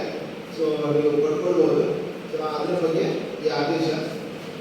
ಸೊ ಇಲ್ಲಿ ಕೆಲವೊಂದು ನಮ್ಮ ದಕ್ಷಿಣ ಕನ್ನಡ ಜಿಲ್ಲೆಗೆ ಪೂರಕವಾಗಿರುವಂತಹ ಒಂದು ಕಾಮಗಾರಿಗಳ ಒಂದು ಪಟ್ಟಿಯನ್ನು ನಾವು ಹೇಳ್ತೇನೆ.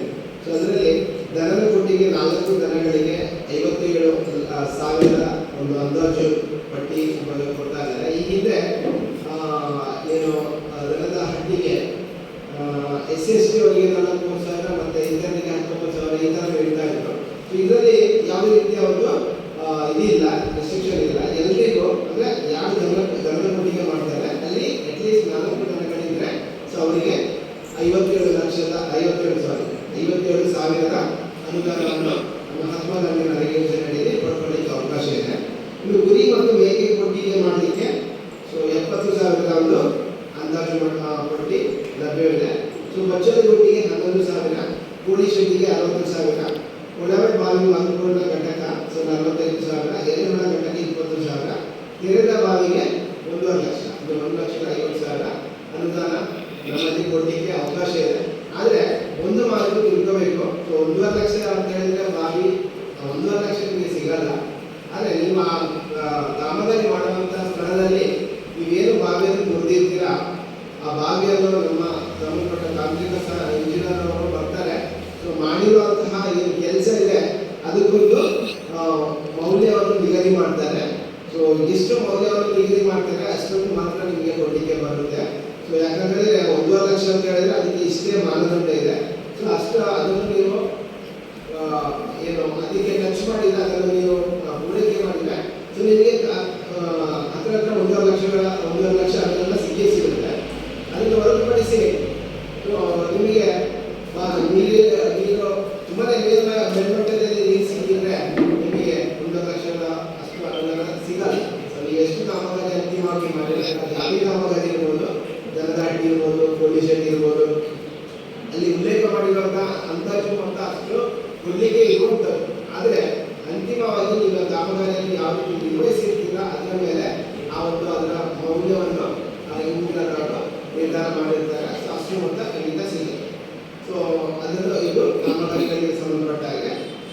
ಇನ್ನು ವೈಯಕ್ತಿಕವಾಗಿ ನಿಮಗೆ ಯಾವುದೇ ಮಾಹಿತಿಗಳು ಬೇಕಿದ್ರೆ ನಮ್ಮ ಐಸಿ ತಾಂತ್ರಿಕ ಐಸಿ ತಾಲೂಕು ಸಂಯೋಜಕರು ಸಭೆಯಲ್ಲಿ ಉಪಸ್ಥಿತರಿದ್ದಾರೆ. ಸೊ ಹೆಚ್ಚಿನ ವಿವರಗಳನ್ನು ಅವರಿಗೆ ಮತ್ತೆ ನೀಡಿದ್ದಾರೆ.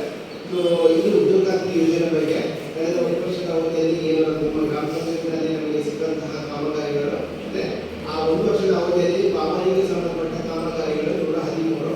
ಸೊ ಆ 113 ಕಾಮಗಾರಿಗಳನ್ನು ಶೇಕಡ 100% ನಾವು ಕಾಮಗಾರಿ ಸ್ಥಳಕ್ಕೆ ಪರಿಶೀಲನೆ ಮಾಡಿ ಸೊ ವರದಿಯನ್ನು ತಯಾರು ಮಾಡಿರುವಂಥದ್ದು. ಸೊ ಅದು ಮುಂದಿನ ಹಂತದಲ್ಲಿ ವರದಿಗಳು ಮಂಡನೆ ಆಗುತ್ತೆ. ಸೊ ಆ ವರದಿಗಳ ಬಗ್ಗೆ ನಿಮಗೆ ಚರ್ಚೆಗೆ ಮುಕ್ತವಾದ ಅವಕಾಶ ಇದೆ. ಸೊ ನಿಮ್ಮ ಯಾವುದೇ ರೀತಿ ಸಲಹೆ ಸೂಚನೆಗಳಿರ್ಬೋದು ಅಥವಾ ನಿಮ್ಮ ಕಾಮಗಾರಿಗಳಲ್ಲಿ ತೊಡಗಿಸಿಕೊಂಡಿರ್ಬೋದು, ಮತ್ತೆ ನಿಮ್ಮ ಏನಾದರೂ ಸಲಹೆ ಸೂಚನೆಗಳಿದ್ರೆ ಅದಕ್ಕೂ ಮುಕ್ತವಾದ ಒಂದು ವೇದಿಕೆಯಾಗಿ ಇದನ್ನು ನೀವು ಬಳಕೆ ಮಾಡಿಕೊಳ್ಬೋದು. ಸೊ ಇದು ಉದ್ಯೋಗ ಖಾತ್ರಿ ಯೋಜನೆ ಬಗ್ಗೆ. ಇನ್ನು 15 ಹಣಕಾಸು ಯೋಜನೆ ಬಗ್ಗೆ. ಸೊ 15 ಹಣಕಾಸು ಯೋಜನೆ ಬಗ್ಗೆ ಅಂತ ಹೇಳಿದ್ರೆ ಇಷ್ಟವರೆಗೆ ನಾವು ಗ್ರಾಮ ಪಂಚಾಯತ್ ವ್ಯಾಪ್ತಿಯಲ್ಲಿ 15 ಹಣಕಾಸು ಯೋಜನೆ ಅಡಿಯಲ್ಲಿ ಏನೆಲ್ಲ ಕಾಮಗಾರಿಗಳಿಗೆ ಖರ್ಚು ಮಾಡ್ತಾ ಇಲ್ಲ. ಸೊ ಅದರ ಒಂದು ವರದಿಯನ್ನು ತಯಾರು ಮಾಡಿಕೊಂಡು ನಾವು ಸಭೆಯಲ್ಲಿ ಮಂಡನೆ ಮಾಡ್ತಾ ಇದ್ವಿ, ಕಾಮಗಾರಿಗಳನ್ನು ಪರಿಶೀಲನೆ ಮಾಡಿ. ಸೊ ಇಲ್ಲಿ ಈ ಒಂದು ಆರ್ಥಿಕ ವರ್ಷದಿಂದ ತಾಲೂಕು ಪಂಚಾಯತ್ನಲ್ಲಿ ಕೂಡ 15 ಹಣಕಾಸು ಯೋಜನೆ ಬಿಡುಗಡೆ ಆಗುತ್ತೆ. ಜಿಲ್ಲಾ ಮಟ್ಟದಲ್ಲಿ ಕೂಡ 15 ಹಣಕಾಸು ಯೋಜನೆ ಬಿಡುಗಡೆ ಆಗುತ್ತೆ. ಸೊ ಕಳೆದ 2021-22 ಅವಧಿಯಲ್ಲಿ ತಾಲೂಕು ಪಂಚಾಯತ್ ಮತ್ತು ಜಿಲ್ಲಾ ಮಟ್ಟದಲ್ಲಿ ಆಡಳಿತ ಮಂಡಳಿ ಇತ್ತು. ಸೊ ಆ ಒಂದು ಸಂದರ್ಭದಲ್ಲಿ ಅನುದಾನ ಬಿಡುಗಡೆ ಆಗಿ ಏನೆಲ್ಲ ಕಾಮಗಾರಿಗಳು ಅನುಷ್ಠಾನ ಆಗಿದೆ, ಸೊ ಅದರ ಒಂದು ಖರ್ಚು ವೆಚ್ಚದ ವಿವರವನ್ನು ಕೂಡ ನಾವು ಸಾಮಾಜಿಕ ಪರಿಶೀಲನಾ ಅವಧಿಯಲ್ಲಿ ತೆಗೆದುಕೊಂಡು ಸೊ ಅದನ್ನು ಕೂಡ ಪರಿಶೀಲನೆ ಮಾಡಿದ್ದೇವೆ. ಅದರ ವರದಿ ಕೂಡ ನಿಮಗೆ ಪರಿಶೀಲನೆ ಆಗುತ್ತೆ. ಸೊ ಇಲ್ಲಿ ಮುಖ್ಯವಾಗಿ 15 ಹಣಕಾಸು ಯೋಜನೆ ಬಗ್ಗೆ ಹೇಳಬೇಕು ಅಂತ ಹೇಳಿದ್ರೆ ಅನುದಾನಗಳು ನಿಗದಿ ಆಗಿರುವಂಥದ್ದು. ಅಂದರೆ ಗ್ರಾಮ ಪಂಚಾಯತ್ಗೆ ಶೇಕಡ 85% ಅನುದಾನ ನಿಗದಿ ಆಗುತ್ತೆ. ತಾಲೂಕು ಪಂಚಾಯತ್ಗೆ ಶೇಕಡ 10, ಜಿಲ್ಲಾ ಪಂಚಾಯತ್ಗೆ ಶೇಕಡ 5% ಅನುದಾನ ನಿಗದಿ ಆಗುತ್ತೆ. ಈ ಗ್ರಾಮ ಪಂಚಾಯತ್ಗಳಿಗೆ ಏನು ಅನುದಾನ ಬಿಡುಗಡೆ ಆಗುತ್ತೆ ಅದು ನಿಮ್ಮ ಗ್ರಾಮ ಪಂಚಾಯತಿನ ಭೌಗೋಳಿಕ ಹಿನ್ನೆಲೆ ಹಾಗೂ ಅಲ್ಲಿ ವಾಸಿಸತಕ್ಕಂತಹ ಜನಸಂಖ್ಯೆಗೆ ಅನುಗುಣವಾಗಿ ಅನುದಾನ ನಿರ್ಧಾರವಾಗುತ್ತೆ. ಸೊ ಇಲ್ಲಿ ನಿಮಗೆ 85% ಅನುದಾನ ಬಿಡುಗಡೆ ಆಗುತ್ತೆ. ಅದು 2 ವಿಭಾಗಗಳನ್ನಾಗಿ ಅದನ್ನು ಮಾಡಿರ್ತಾರೆ. ಒಂದು ನಿರ್ಬಂಧಿತ ಅನುದಾನ, ಇನ್ನೊಂದು ಅನಿರ್ಬಂಧಿತ ಅನುದಾನ. ಈ ನಿರ್ಬಂಧಿತ ಅನುದಾನ ಶೇಕಡ 60, ಅನಿರ್ಬಂಧಿತ ಅನುದಾನ ಶೇಕಡ 40. ಸೊ ಇಲ್ಲಿ ನಿರ್ಬಂಧಿತ ಅನುದಾನದಲ್ಲಿ ಮತ್ತೆ 2 ಭಾಗಗಳನ್ನಾಗಿ ಮಾಡ್ತಾರೆ. ಶೇಕಡ 30% ಅನುದಾನವನ್ನು ನೀವು ಕುಡಿಯುವ ನೀರಿನ ಸಮಸ್ಯೆಗೆ ಪೂರಕವಾದ ಕಾಮಗಾರಿಗಳನ್ನು ಮಾಡಿಕೊಳ್ಳಲಿಕ್ಕೆ ಅವಕಾಶ ಇದೆ. ಇದು ಶೇಕಡ 30% ನೈರ್ಮಲೀಕರಣಕ್ಕೆ ಪೂರಕವಾದ ಕಾಮಗಾರಿಗಳನ್ನು ಮಾಡಿಕೊಳ್ಳಲಿಕ್ಕೆ ಅವಕಾಶ ಇದೆ. ಇದು ನಿರ್ಬಂಧಿತ ಅನುದಾನ ಶೇಕಡ 60. ಇನ್ನು ಅನಿರ್ಬಂಧಿತ ಅನುದಾನ ಶೇಕಡ 40. ಇಲ್ಲಿ ಶೇಕಡ ಅನಿರ್ಬಂಧಿತ ಅನುದಾನದಲ್ಲಿ ಶೇಕಡ 40ರಲ್ಲಿ ಕನಿಷ್ಠ ಜಾತಿ ಮತ್ತು ಕನಿಷ್ಠ ಪಂಗಡಗಳಿಗೆ ಶೇಕಡ 25% ಅನುದಾನ ಮೀಸಲಿಡಬೇಕಾಗುತ್ತೆ. ಶೇಕಡ 5% ಅನುದಾನ ವಿಕಲಚೇತನರಿಗೆ ಅನುದಾನವನ್ನು ಮೀಸಲಿಡಬೇಕಾಗುತ್ತೆ. ಈ 2 ಅನುದಾನಗಳಲ್ಲಿ ವೈಯಕ್ತಿಕವಾಗಿ ಇವಾಗ ವೈಯಕ್ತಿಕವಾಗಿ ಯಾವುದೇ ರೀತಿ ಪ್ರಯತ್ನವನ್ನು ಕೊಡಲಿಕ್ಕೆ ಬರೋದಿಲ್ಲ. ಏನೇ ಇದ್ರೂ ಸಾರ್ವಜನಿಕ ಕಾಮಗಾರಿಗಳನ್ನು ಮಾಡ್ಕೊಳ್ಬೋದು. ಅಂದರೆ ಪರಿಶಿಷ್ಟ ಜಾತಿ ಮತ್ತು ವಿಕಲಚೇತನರಿಗೆ ನೀವು ಏನು ಅನುದಾನ ಮೀಸಲಿಡ್ತೀರಾ ಇದರಲ್ಲಿ ವೈಯಕ್ತಿಕವಾಗಿ ಯಾವುದೇ ಸೌಲಭ್ಯವನ್ನು ಕೊಡಲಿಕ್ಕೆ ಬರಲ್ಲ. ಸಾರ್ವಜನಿಕವಾಗಿ ಅದನ್ನು ಬಳಕೆ ಮಾಡಿಕೊಳ್ಳಿಕ್ಕೆ ಇವಾಗ ಅವಕಾಶ ಇರುವಂಥದ್ದು. ಮತ್ತೆ ಆ ಶೇಕಡ 40ರಲ್ಲಿ ಇನ್ನು ನಿಮ್ಮ ಗ್ರಾಮ ಪಂಚಾಯತ್ ವ್ಯಾಪ್ತಿಯಲ್ಲಿ ಏನು ಬೇಡಿಕೆ ಇತರ ಬೇಡಿಕೆಗಳಿಗೆ ಅನುಗುಣವಾಗಿ ಅದನ್ನು ಖರ್ಚು ವೆಚ್ಚ ಮಾಡಿಕೊಳ್ಳಲಿಕ್ಕೆ ಅವಕಾಶ ಇರುವಂಥದ್ದು. ಸೊ ಏನು ಪ್ರತಿ ಬಾರಿ ನಿಮಗೆ ಮಾರ್ಗಸೂಚಿಗಳನ್ನು ಸರ್ಕಾರ ಹೊರಡಿಸುತ್ತೆ. ಸೊ ಅದರಲ್ಲಿ ನಿಷೇಧಿತ ಕಾಮಗಾರಿಗಳ ಪಟ್ಟಿ ಇರುತ್ತೆ. ಆ ನಿಷೇಧಿತ ಕಾಮಗಾರಿಗಳಿಗೆ ಅವುಗಳನ್ನು ಬಳಕೆ ಮಾಡುವಾಗಿಲ್ಲ. ಸೊ ಮತ್ತೆ ಬೇರೆ ಅನುದಾನದಲ್ಲಿ ಅದನ್ನು ಕಾಮಗಾರಿಗಳಾಗಿದ್ದರೆ ಮತ್ತೆ ಇನ್ನೊಂದು ಯೋಜನೆಗಳಲ್ಲಿ ಅದಕ್ಕೆ ಅನುದಾನವನ್ನು ನಿಗದಿ ಮಾಡಿ ಬಳಕೆ ಮಾಡುವಾಗೆ ಇಲ್ಲ. ಸೊ ಇದಿಷ್ಟು ಯೋಜನೆಗಳಿಗೆ ಸಂಬಂಧಪಟ್ಟ ಹಾಗೆ ಹಣಕಾಸಿಗೆ ಸಂಬಂಧಪಟ್ಟ ಹಾಗೆ ಇರುವಂಥ ಮಾಹಿತಿಗಳು. ಸೊ ಕಳೆದ 5 ದಿನಗಳಲ್ಲಿ ನಮ್ಮ ಗ್ರಾಮ ಪಂಚಾಯತ್ನಲ್ಲಿ ಮಹಾತ್ಮ ಗಾಂಧಿ ಹರಿದು ಯೋಜನೆಗಳು ಅಥವಾ ಹಣಕಾಸು ಇರ್ಬೋದು ಎಲ್ಲ ಕಾಮಗಾರಿಗಳ ಒಂದು ಗಣತೆ ಕಡೆ ಏನಿರುತ್ತೆ ಅದು ಗ್ರಾಮ ಪಂಚಾಯತ್ನಲ್ಲಿ ನಿರ್ವಹಿಸುವಂಥದ್ದು. ಅದಕ್ಕೆ ಸಂಬಂಧಪಟ್ಟ ಪ್ರತಿಯೊಂದು ಪಾವತಿ ಬಗ್ಗೆ ನಿಮಗೆ ಆನ್ಲೈನಲ್ಲಿ ಎಲ್ಲವೂ ದಾಖಲಾಗಿರುತ್ತೆ. ಅದರ ಒಂದು ಪ್ರತಿಯನ್ನು ನಾವು ತೆಗೆದುಕೊಂಡು ಏನು ನಿಮಗೆ ಪಾವತಿಗೆ ತಕ್ಕಾಗಿ ಕಾಮಗಾರಿಗಳನ್ನು ನಿರ್ವಹಿಸುತ್ತಾರ ಅಥವಾ ಆ ಕಾಮಗಾರಿಗಳ ಉಪಯುಕ್ತತೆ ಮತ್ತು ಕಾಮಗಾರಿಗಳು ಎಷ್ಟು ಮಟ್ಟಿಗೆ ಜನರಿಗೆ ಪ್ರಯೋಜನ ಆಗಿದೆ ಎಲ್ಲದರ ಬಗ್ಗೆ ಜನಸಾಮಾನ್ಯರಿಗೆ ತಿಳ್ಕೊಳ್ಳುವಂತಹ ಪ್ರಯತ್ನ ಈ ಒಂದು 5 ದಿನಗಳಲ್ಲಿ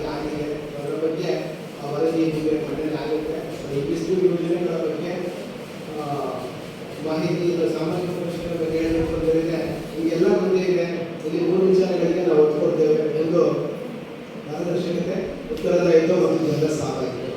ಸೊ ಪಾರದರ್ಶಕತೆಗಳಂದ್ರೆ ಏನಿಲ್ಲ, ಕಳೆದ ಕಾಲದಲ್ಲಿ ಏನು ನಮೂದಾಗಿದೆ, ಪಾವತಿ ಹೇಗಾಗಿದೆ ಮತ್ತು ಕಾರ್ಯಕ್ಷೇತ್ರಗಳಲ್ಲಿ ನಿಧಿ ಕೊಟ್ಟಾಗಿದೆ, ಏನು ವಾಸ್ತವಾಂಶ ಏನಿದೆ ಎಲ್ಲವನ್ನು ನಿಮ್ಮ ಮುಂದೆ ಇರುವಂತಹ ಪ್ರಯತ್ನ ಪಾರದರ್ಶಕತೆಗೆ ಗರಿಷ್ಠ ಒತ್ತು ಕೊಟ್ಟು ಎಲ್ಲ ಕೆಲಸ ಕಾರ್ಯಗಳನ್ನು ನಾವು ನಿರ್ವಹಿಸ್ತಾ ಮಾಡ್ತಾ ಇದ್ದೇವೆ. ಇನ್ನು ಉತ್ತರದಾಯಿತ್ವದ ಬಗ್ಗೆ ಹೇಳಬೇಕು ಅಂತ ಹೇಳಿದ್ರೆ ಗ್ರಾಮ ಪಂಚಾಯತ್ ಮಟ್ಟದಲ್ಲಿ ಈ ಮಹಾತ್ಮ ಗಾಂಧಿ ನರೇಗಾ ಯೋಜನೆಗೆ ಸಂಬಂಧಪಟ್ಟ ಹಾಗೆ ಗ್ರಾಮ ಪಂಚಾಯತ್ನ ಪಂಚಾಯತ್ ಅಧಿಕಾರಿ ಅವರು ಅದರೊಂದು ಉತ್ತರದಾಯಿತ್ವವನ್ನು ಹೊಂದಿರ್ತಾರೆ.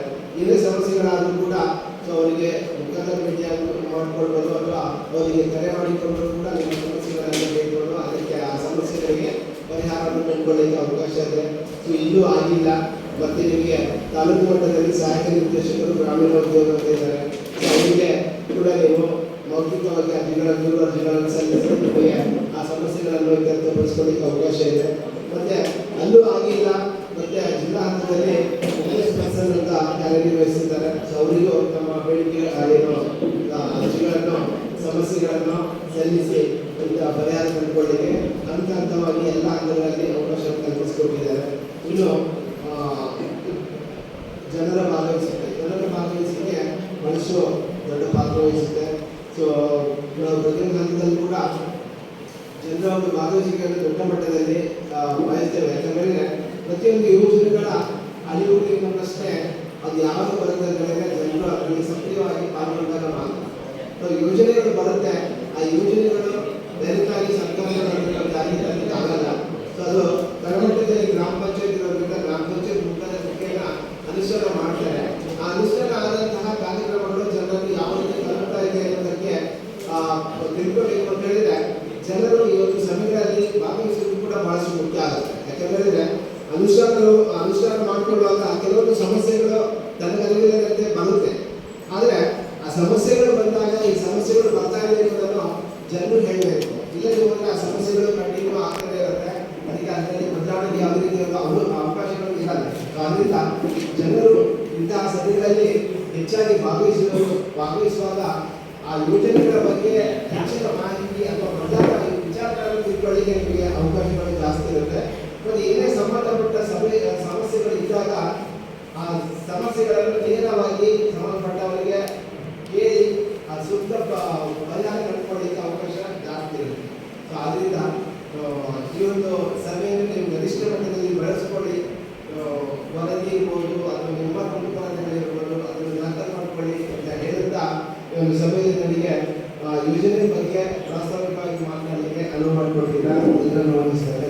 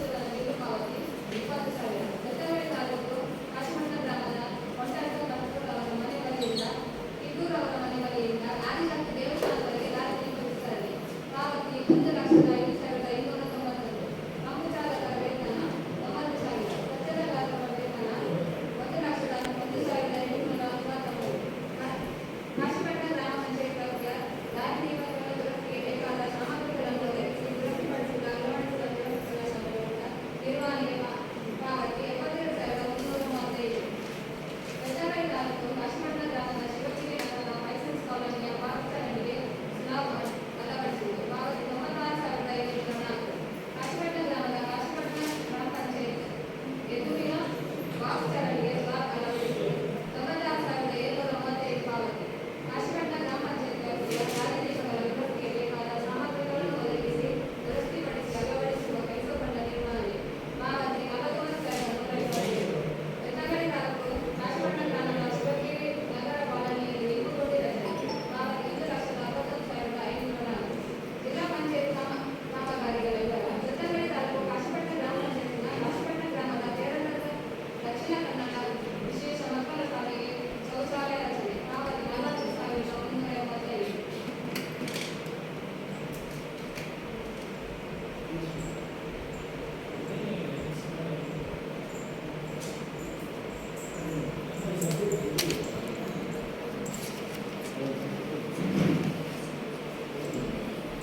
ಕಾಮಗಾರಿನ ಊರಿಗೆ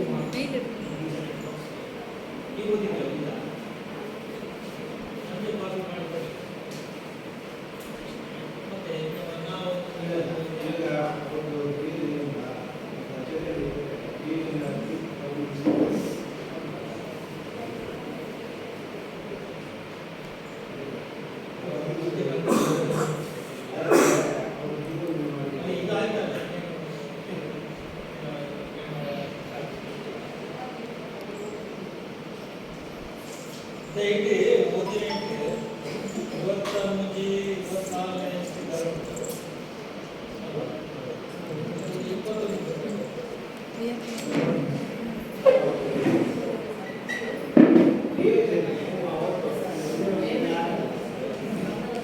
ಇದು ಗ್ರಾಮ ಸಭೆಯಲ್ಲಿ ನಡೆಸಕ್ಕೆ ಓದಿಲ್ಲ ನನ್ನ ಭಯವಿಟ್ಟು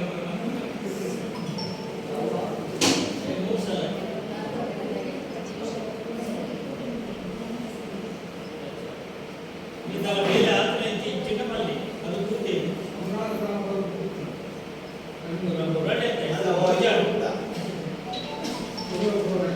ಇಲ್ಲ,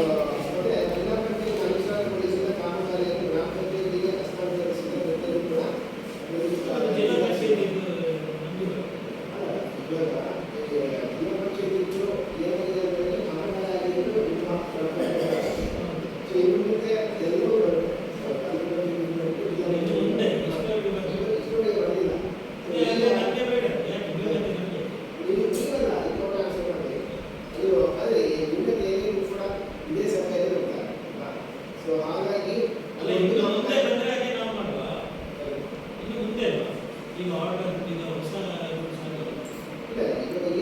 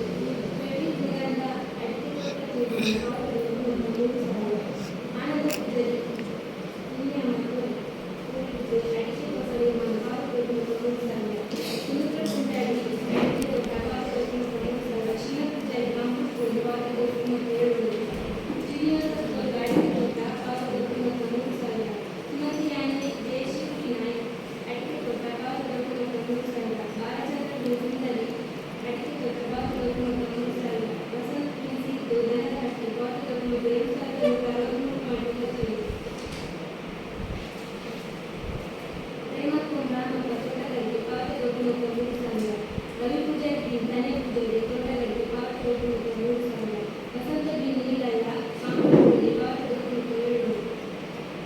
ಮುಂದಿನ ಇವರ ಜಮೀನಿನ ಇಟ್ಟಿಗೆ ನೀಡಿ ಪಾವತಿ ರತ್ನಕೊಂಡ ಅಪ್ಪ ಪೂಜಾರಿ ಅಡಿಕೆ ನೀಡಿ ಪಾವತಿ ಯಶೋಧ ಇವರ ಜಮೀನಿನ ಅಡಿಕೆ ನೀಡಿ ಪಾವತಿ ಸುಬ್ಬಣ್ಣ ಐತಪ್ಪ ಪೂಜಾರಿ ಅಡಿಕೆ ಗಿಡ ಪಾವತಿ ಕೃಷ್ಣಮೂರ್ತಿ ಇವರ ಜಮೀನಿನಲ್ಲಿ ಅಡಿಕೆ ನೀಡಿ ಪಾವತಿ ರಮೇಶ್ ಪುತ್ರ ಇವರ ಜಮೀನಿನಲ್ಲಿ ಅಡಿಕೆ ನೀಡಿ ಪಾವತಿ ಸುಭಾಷಿಣಿ ಭಾಷಣ ಅಡಿಕೆ ನೀಡಿ ಪಾವತಿ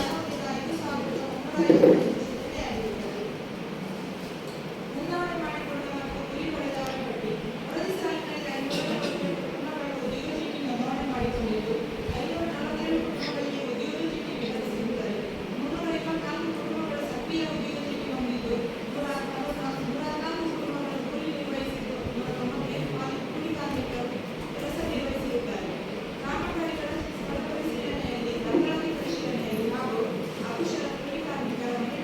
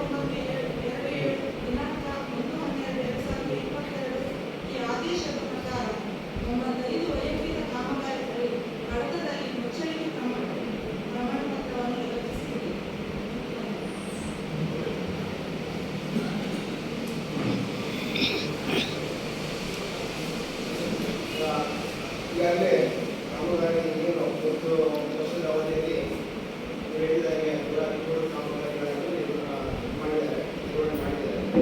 27,13,000 ರೂಪಾಯಿ ಖರ್ಚಾಗಿದೆ. ಒಂದು ವರ್ಷದ ಅವಧಿಯಲ್ಲಿ ನೀರು ಮತ್ತು ಸಾಮಾನ್ಯ ಸೇರಿ ಖರ್ಚಾಗಿರೋದು ಈಗ ಸದ್ಯ ಮಾಡಿ 23-24ನೇ ಇಸ್ವಿಯಲ್ಲಿ ನಾವು ಖರ್ಚು ಮಾಡಿದಂಥ ಒಟ್ಟು ಉದ್ಯೋಗಾರ್ಥಿಗಳು ಒಟ್ಟು ಖರ್ಚು ಮಾಡಿದ 14 ಲಕ್ಷ ರೂಪಾಯಿ ಕೂಲಿ ಕೊಟ್ಟು 4 ಲಕ್ಷದ 21 11 ಲಕ್ಷ ಒಟ್ಟಿಗೆ 27 ಲಕ್ಷದ 5 ವರ್ಷ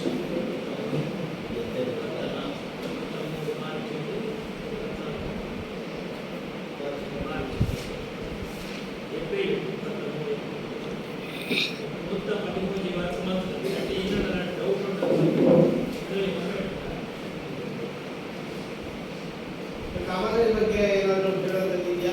ಸಾರ್ವಜನಿಕರಿಗೆ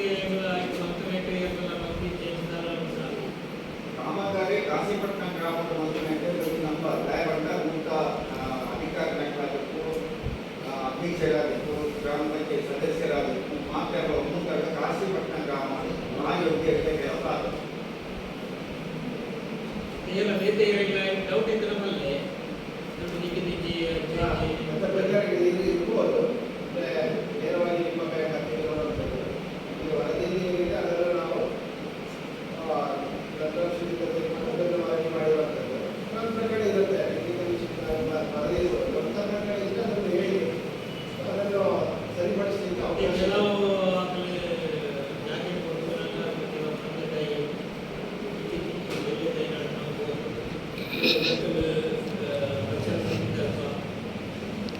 ಮಲ್ಪೆ ಇದು ಉತ್ತರ ಕೊಡೋದು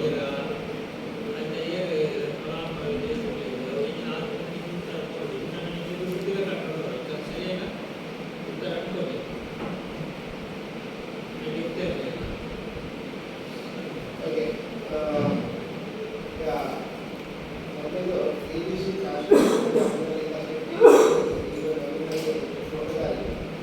ಏನಂದ್ರೆ ಅಂದಾಜು ಪಟ್ಟಿದ್ದಕ್ಕೆ 16,540 ಅವರಿಗೆ 116ರಂತೆ 49 ದಿನಕ್ಕೆ 15,494 ರೂಪಾಯಿ ಪಾವತಿ ಆಗ್ತಿದೆ. ಇದರ ಗಾಡಿ ಅವರಿಗೆ 236ರಂತೆ ರೂಪಾಯಿ 11,544 ಪಾವತಿ ಆಗಿದೆ. 3,920 ರೂಪಾಯಿ ಪಾವತಿ ಆಗಿದೆ.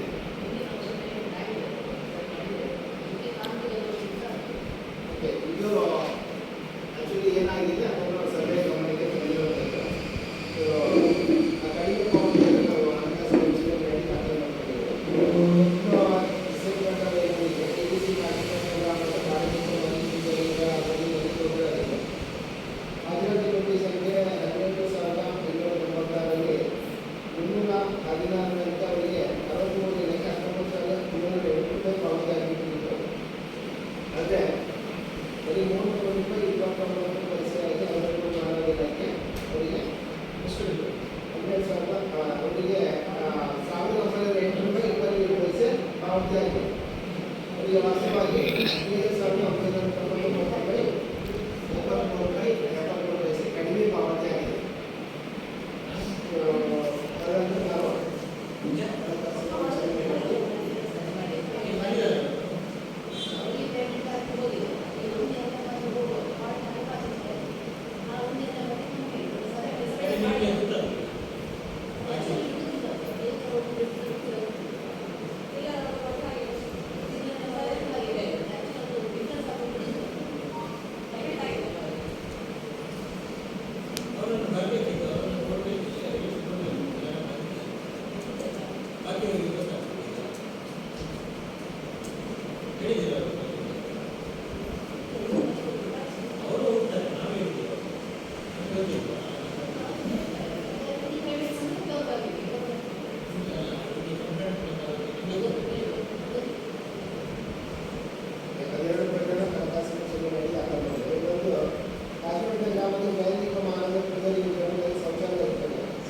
ಕಾಮಗಾರಿಗೆ ಹಳದಿ ಪುಸ್ತಕದಲ್ಲಿ ದಾಖಲಿಸಿದ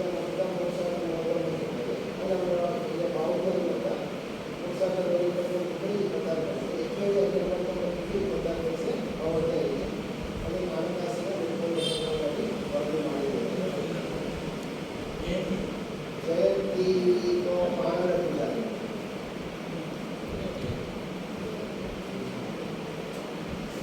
ಇದು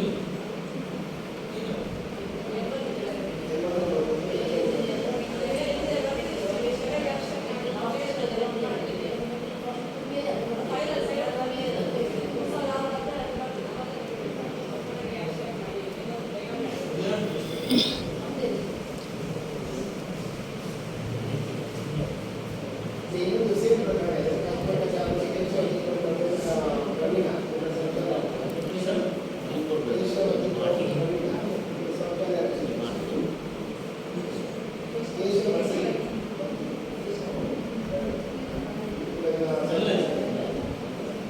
ಇದು ಕೂಡ ಅವರಿಗೆ ಐಎನ್ಸಿಯಲ್ಲಿ 3033 ದಾಖಲೆ ಮಾಡಿದ್ರೆ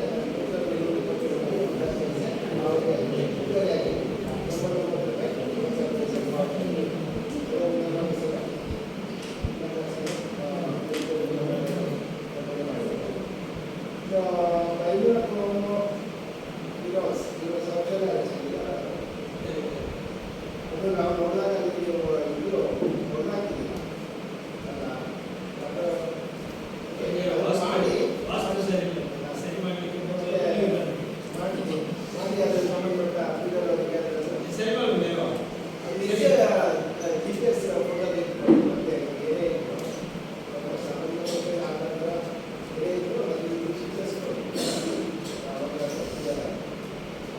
ಅದು ನಾವೇನೋ ದಾಖಲೆ ಮಾಡ್ಕೊಂಡಿಲ್ಲ ಇಟ್ಟಿದ್ದು ಬರೀಬೋದಿಲ್ಲ ಅಂತ ಸಭೆ ಗಮನಕ್ಕೆ ಚರ್ಚೆ ಆಗಲಿಕ್ಕೆ ಪ್ರಸ್ತಾಪ ಮಾಡಿದ್ದಾರೆ. ಇನ್ನು ಕಾಶ್ಮೀರ ಗ್ರಾಮದ ಶುಭಕರ ಕೊಟ್ಟಿಲ್ಲ ಇನ್ನು ಜಮೀನಲ್ಲಿ ಇಟ್ಟಿಲ್ಲ ಇದರಲ್ಲಿ 40 ಗಿಡ ಮಾತ್ರ ಅಲ್ಲಿ ನಮಗೆ ಸಿಕ್ಕಿರೋದು. ಈಗ 25 ಗಿಡಕ್ಕೆ ಅಷ್ಟೇ ದಾಖಲೆ ಮಾಡಿದ್ದಾರೆ. ಹೌದು ಮಳೆ ಜಾಸ್ತಿ ಆಗ್ತದೆ ಒಳಗೆ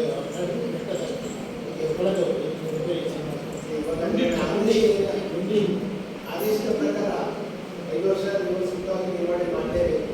ಸಾಮಾನ್ಯ ರೀತಿಯಲ್ಲಿ ಅದು ಪ್ರಕ್ರಿಯೆ ಉಲ್ಲಂಘನೆ ಮಳೆಗೆ ಎಂತ ಮಾಡ್ತು ಬಲ್ಲ ಬಂದೆಲ್ಲ ಹೋಗಿದೆ ಅದಕ್ಕೆ ನಾವು 15 ದಿವಸ ನೀರೇ ಇರಲಿಲ್ಲ. 15 ದಿವಸ ನೀರೇ ಇರಲಿಲ್ಲ. ಹಾಗೆ ಕೊಳ್ತೋದು ಪೇಮೆಂಟ್ ಪೂರ್ತಿ ಆಗಿದೆ. ನೆಕ್ಸ್ಟ್ ದಿನನಿಟ್ಟು ಅದರ ಫೋಟೋ ತೆಗೆದು ಇದರಲ್ಲಿ ಕೊಡಿ. ಪ್ರಕ್ರಿಯೆ ಉಲ್ಲಂಘನೆ ಅಂತ ನಾವು ನಿರ್ವಹಣೆ ಮಾಡಿದ ಎನ್ನುವ ಕಾರಣಕ್ಕಾಗಿ ಮತ್ತೆ ಇಂಗ್ಲಿಷ್ ಗ್ರಾಮದ ಪ್ರಶಾಂತ್ ಬಿಲ್ ತಿಮ್ಮಪ್ಪ ಇವರ ಕಡೆಯಲ್ಲಿ ಹೀಗೆ ದೊಡ್ಡ ಸಮಸ್ಯೆಯನ್ನು ನಡೆಸಿರುವುದು. ಅಂದಾಜು 50 ಸಾವಿರದಲ್ಲಿ ಅವರಿಗೆ 42,184 ರೂಪಾಯಿ ಪಾವತಿ ಆಗಿರುವುದು. ಇಲ್ಲಿ ಮೊತ್ತ 31,184. ಸಾಮಾಜಿಕ ಮೊತ್ತ 3,045,180 ಪಾವತಿ ಆಗಿದೆ. ಅದು ಕೂಡ ಶಕ್ತಿಯಲ್ಲಿ ಆಗಿಲ್ಲ ಎನ್ನುವ ಕಾರಣಕ್ಕಾಗಿ ಹಣಕಾಸಿನ ವಿಚಾರಣೆಯಲ್ಲಿ ದಾಖಲೆ ಮಾಡಿಕೊಂಡಿದೆ. ಇನ್ನೊಂದು ಕಾಶಿಪಟ್ಟ ಗ್ರಾಮದ ನವೀನ್ ಗೌಡ್ ಜಾಯಿಂತಿ ಅವರ ಜಮೀನಲ್ಲಿ ಅಡಿಕೆ ಬೆಳೆಯುವುದು. ಅಂದಾಜು ಮೊತ್ತ 95,000. ಇವರಿಗೆ ಪಾವತಿ ಆಗಿರುವಂತಹ ಮೊತ್ತ ಕೂಲಿ ಮೊತ್ತ 73,632. ಸಾಮಾಜಿಕ ಮೊತ್ತ 2,399 ಪಾವತಿ ಆಗಿದೆ. ಸಾಮಾಜಿಕ ಕಾಮಗಾರಿಯ ಚರ್ಮಜನ್ಮ ಆಗಿದೆ ಎನ್ನುವ ಕಾರಣಕ್ಕಾಗಿ ಹಣಕಾಸಿನ ವಿಚಾರಣೆಯಲ್ಲಿ ದಾಖಲೆ ಮಾಡಿರುವಂಥದ್ದು. ಇಷ್ಟು ಅಲ್ಲಿ ನಮ್ಮ ಬಗ್ಗೆ ಏನಾದರೂ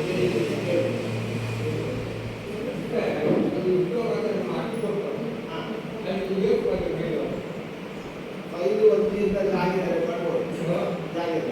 ಜಾಗದಲ್ಲಿ ಆಗಿದೆ ಆರ್ಟಿಸಿ ಪುನಃ ಅಲ್ಲ ಮಕ್ಕಳು ನೀರಾಗಿ ಬಟ್ಟೆ ಇದು BPL ಬರೋದು ಬರಲ್ಲ ಅದನ್ನು ಕಾಣ್ಬೋದು. ಅದೇ BPL ಅಂತ APL ಅಂತ ಈ ಸಂದರ್ಭ ಪ್ರಮಾಣ ಪತ್ರದಿಂದ ಮಾತ್ರ ಇದು ವೈಯಕ್ತಿಕ ಕಾಮಗಾರಿ ಬರಬೇಕು. ಇದರಿಂದ ಹೊರಬಾರ್ದು.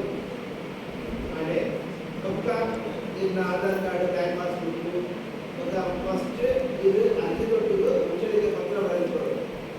5 ವರ್ಷ ಆ ಕಾಮಗಾರಿಯಿಂದ ಸುತ್ತ ನಿರ್ವಹಣೆ ಮಾಡಿದ್ರೆ ಇದರಿಂದ ಯಾರು ಮಾಡಿದ್ರೆ ಈಗ ಅರ್ಜಿನ ಕೊಡೋದು ಆತು ಅದರೊಟ್ಟಿಗೆ ಜಾಬ್ ಕಾರ್ಡ್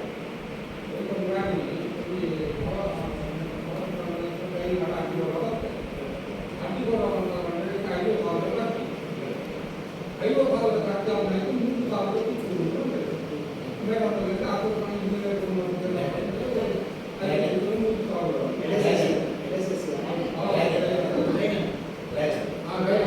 ಡ್ರ್ಯಾಗನ್ ಫ್ರೂಟಾ?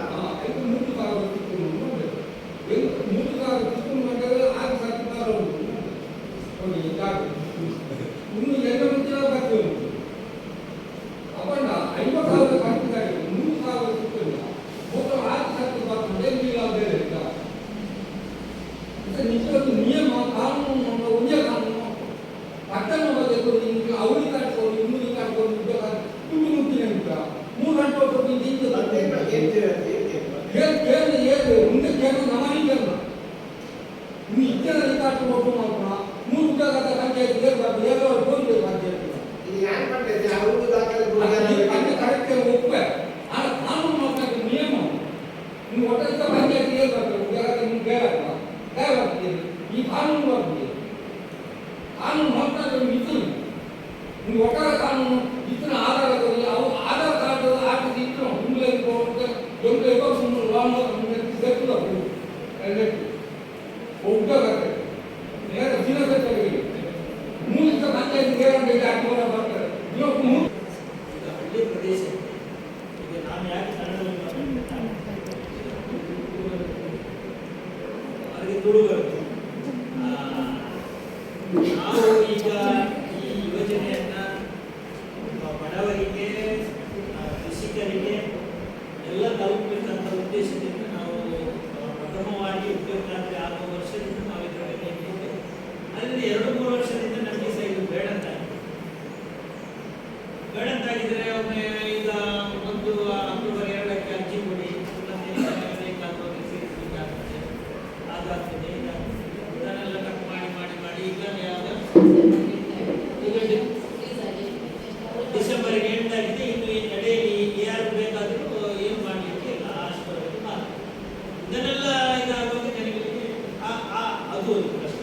ಇನ್ನೊಂದು ನೀವು ಪಂಚಾಯಿತಿಗೆ ಒಮ್ಮೆ ಬರೋದು ಇನ್ನು ಪಡೆದೇ ಬರಬಾರೆ ಅಂತ ಹೇಳೋದು ಪಡೆದೇ ಬೇಕು ಮತ್ತೆ ಇವತ್ತು ನನಗೆ ಬರಲಿಕ್ಕೆ ಆಗುದಿಲ್ಲ ಅಷ್ಟ ನಮ್ಮ ಪಂಚಾಯಿತಿನವರು ಹೇಳೋದು ಮತ್ತೆ ನಮ್ಮ ಪಂಚಾಯಿತಿಯಲ್ಲಿ ಸರ್ವರ್ ಮತ್ತೊಂದು ಇನ್ನೊಂದು ಕಡೆ ಇವತ್ತು ಅವರು ತೋಟಗಾರಿಕೆ ಇಲಾಖೆಯವರು ಬರಲಿಲ್ಲ ಅಂತ ಹೇಳೋದು. ಇನ್ನು ಅವರು MB ಬರೀಲಿ ಅಂತ ಅದೆಲ್ಲ ಹೋಗಿ 4-5 ಒಂದು 3,000 ರೂಪಾಯಿ 4-5 ಸಲ ಪಂಚಾಯತ್ ಅವರು ಕೂಲಿಗೆ ಹೋಗ್ತಾರೆ. ಅವರೀಗ ಈಗ ಈ ಏನು ಎಲ್ಲ ಯೋಜನೆಯಲ್ಲಿ ನಮ್ಮ ಬ್ಯಾಂಕಲ್ಲಿ ಅದೆಲ್ಲ ಎಲ್ಲರಿಗೂ ಸಾಲ ಮಾಡಿ ವಾರಕ್ಕೆ 2,000-3,000 ಕಟ್ಟಲಿಕ್ಕೆ ಅವರು ಅದನ್ನು ಕೆಲಸಕ್ಕೆ ಹೋಗೋದಿದ್ರೆ ಕಟ್ಟುತ್ತೇವೆ. ಒಂದು ದಿವಸ ಪಾಪ ಜ್ವರದಲ್ಲಿ ಮಾಡಿದ್ರೆ ಏನು ಇದೆಲ್ಲ ನಾವು ನೋಡುವಾಗ ಅವರು ಆ ಥರ ಮಾತಾಡ್ತಾರೆ. ಆದರೆ ಮಾತಾಡಿದ್ರು ಏನಾಗುದಿಲ್ಲ, ನಾವು ಮಾತಾಡಿದ್ರು ಏನಾಗುದಿಲ್ಲ. ನೋಡಿ ಅವರಿಗೆ 80 ರೂಪಾಯಿ ಜಾಸ್ತಿ ಹೋಗಿಲ್ಲ, ಅದನ್ನು ಅವರು ಈಗ ನೋಟ್ ಮಾಡಿದ್ದಾರೆ ಗೊತ್ತಿಲ್ಲ. ಈಗ ಆದ ಮೇಲೆ ಒಬ್ಬರಿಗೆ ಕಡಿಮೆ ಹೋಗಿದೆ ಅದನ್ನು ಕೂಡ ಹೇಳಿದ್ದಾರೆ, ಈಗ ಕಡಿಮೆ ಕೊಟ್ಟಿದ್ದಾರೆ ಜಾಸ್ತಿ ಕೊಡಬೇಕಾಗ್ತದೆ.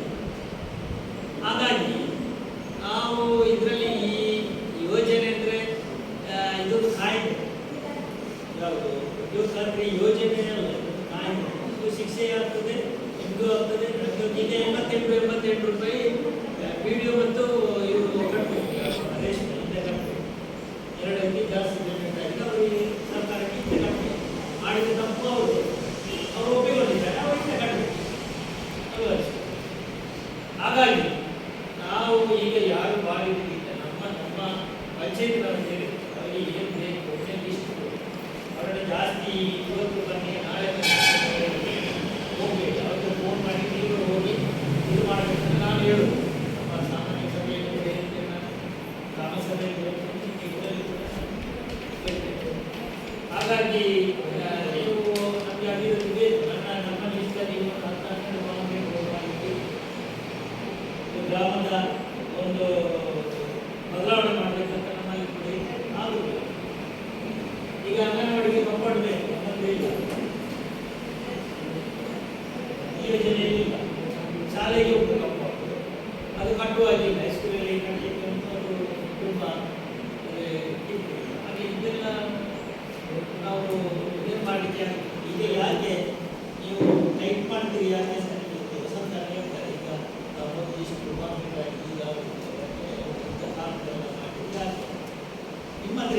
ರೂಪಾಯಿ ಹಣ ಉಂಟು. ನೀವು ನಿಮಗೆ 3 ಮಕ್ಕಳು ಇದ್ದಾರೆ, ಇಂಥ 500 ಕೊಡಲಿ, ಇಂಥ 500 ಕೊಡಲಿ ಮುಗಿಲ್ಲ. ಇಬ್ಬರಿಗೆ 500 ಕೊಡ್ಬೋದು.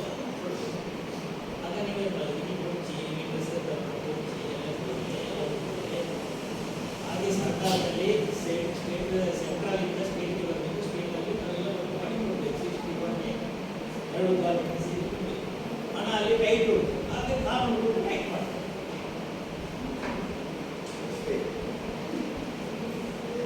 ಅಷ್ಟೇ ಏನಿಲ್ಲ. ಏರ್ ಪಡ್ತೇವೆ ಅಲ್ಲೇ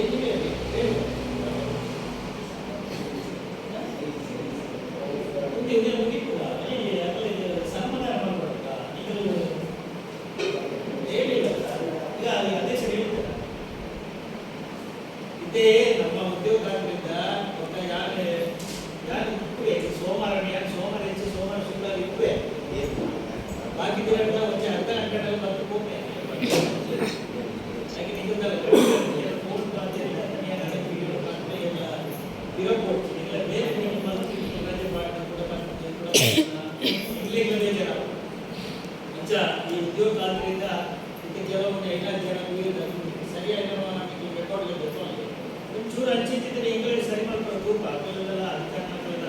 ಇದು 7 ಜನ ಉಳಿಯಿದೆ, ನೀವು 7 ಜನ ಸರ್ಕಾರಕ್ಕೆ ಸಂಬಳ 7 ಜನ.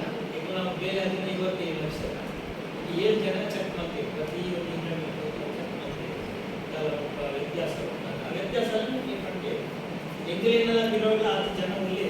ಯಾಕಂದ್ರೆ ವಿಡಿಯೋ ಆಡಿ ಅನ್ನಾಡಿ ಚೆಕ್ ಮಾಡಿ ಅದು ಇದಿತ್ತು ಇಲ್ಲ ಬಿಡೋಲ್ಲ 7 ಜನ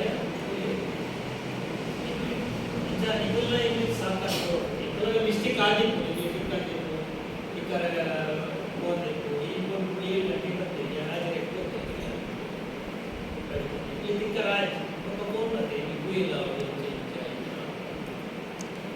ಅಜ್ಜ ಇದು ದೈನಿಕ ಎಲ್ಲ ನಾನು ನಮ್ಮ ಈಗಲೇ ನಾನು ಉದ್ದೇಶ ಅವರಿಗೆ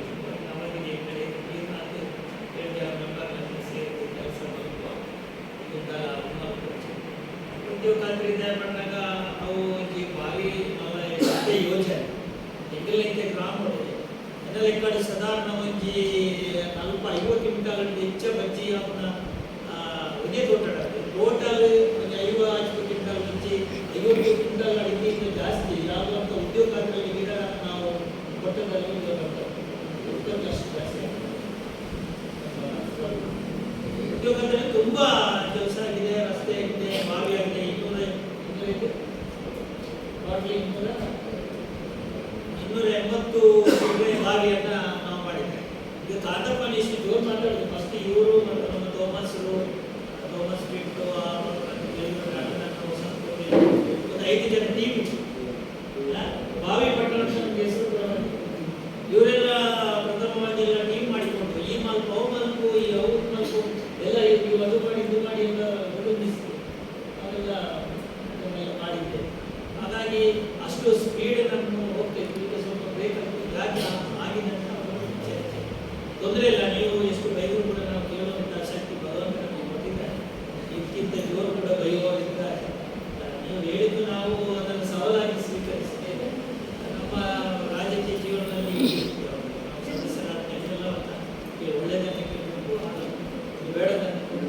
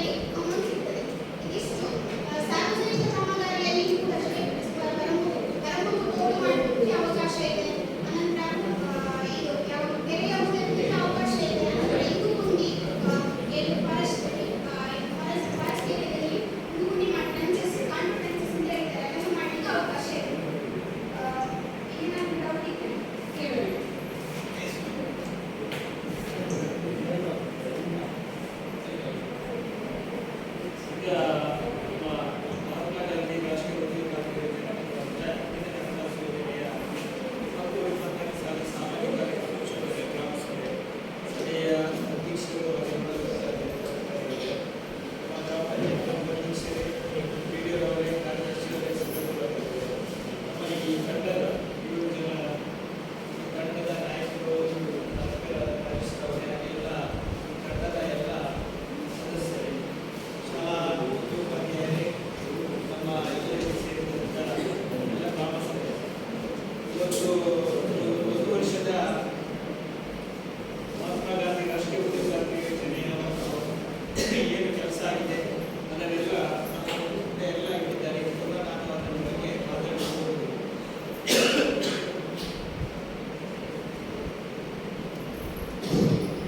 ಅದರ ಬಗ್ಗೆ ನಾನು ಮಾತಾಡಲಿಕ್ಕೆ ಹೋಗುದಿಲ್ಲ. ಕೆಲವು ವಿಚಾರವನ್ನ ನಮ್ಮ ಪಂಚಾಯತ್ ವತಿಯಿಂದ ಈಗ ಕೇಳಿದ್ಬಿಟ್ಟು ಶಾಲೆಗೆ ವೀಲ್ ಚೇರ್ ಅನ್ನು ನಾವು ಶಾಲೆಗೆ ಗ್ರಾಮ ಪಂಚಾಯತಿಗೆ ವೀಲ್ ಚೇರ್ ಶಾಲೆಯಲ್ಲಿ ಇಟ್ಟಿದ್ದೇವೆ. ನಾಡ್ದು ಎಲೆಕ್ಷನ್ ಟೈಮಲ್ಲಿ ಯೂತಿಗೆ ಏನಾದರೂ ಶಾಲೆಗೆ ಗ್ರಾಮ ಪಂಚಾಯತಿಗೆ ಅದು ನಿಮ್ಮ ಶಾಲೆಯಲ್ಲಿ ಸರಸ್ವತಿ ಶಾಲೆಯಲ್ಲಿ ಮನೆಯಲ್ಲಿ ಆಶ್ರಮ ಶಾಲೆಯಲ್ಲಿ ಕೂಡ ಅಲ್ಲಿ ನೀವು ನಿಮ್ಮ ಪರಿಸರದಲ್ಲಿ ಯಾರಿಗಾದರೂ ಏನಾದರೂ ಸಡನ್ ತೊಂದರೆ ಆದರೆ ಅವರಿಗೆ ಗಾಳಿಯಲ್ಲಿ ಅದಿದ್ರೆ ಕೊಡ್ಬೋದು. ನಮ್ಮ ಭಾಗದ ಸದಸ್ಯರ ಎಲೆಕ್ಷನ್ ಟೈಮಲ್ಲಿ ಕೊಡ್ಲಿಕ್ಕೆ ಬೇರೆ ಟೈಮಲ್ಲಿ ಯಾರಾದರೂ ಗ್ರಾಮಸ್ಥರು ಹೊರಗಿನವರು ನಿಮ್ಮ ಗ್ರಾಮಸ್ಥರಿಗೆ ಅರ್ಜೆಂಟ್ ಏನಾದರೂ 1 ದಿವಸ ಮಟ್ಟಿಗೆ ಅವರು ಮನೆಗೆ ಇರಲಿಕ್ಕೆ ಆಚೆಗೆ ಏನು ಹಾಳು ಮಾಡಿ ಕೊಡಬಹುದು. ನಮ್ಮ ಗ್ರಾಮ ಸದಸ್ಯರಾಗಲಿ ಇಲ್ಲಿ ಹೋಗಿದ್ದಾರೆ. ಅದೇ ರೀತಿ ಈ ಆಶ್ರಮ ಶಾಲೆಯನ್ನು ಕೂಡ ವ್ಯವಸ್ಥೆಯನ್ನು ಮಾಡಿದ್ದೇವೆ. ಮತ್ತೆ ನಮಗೀಗ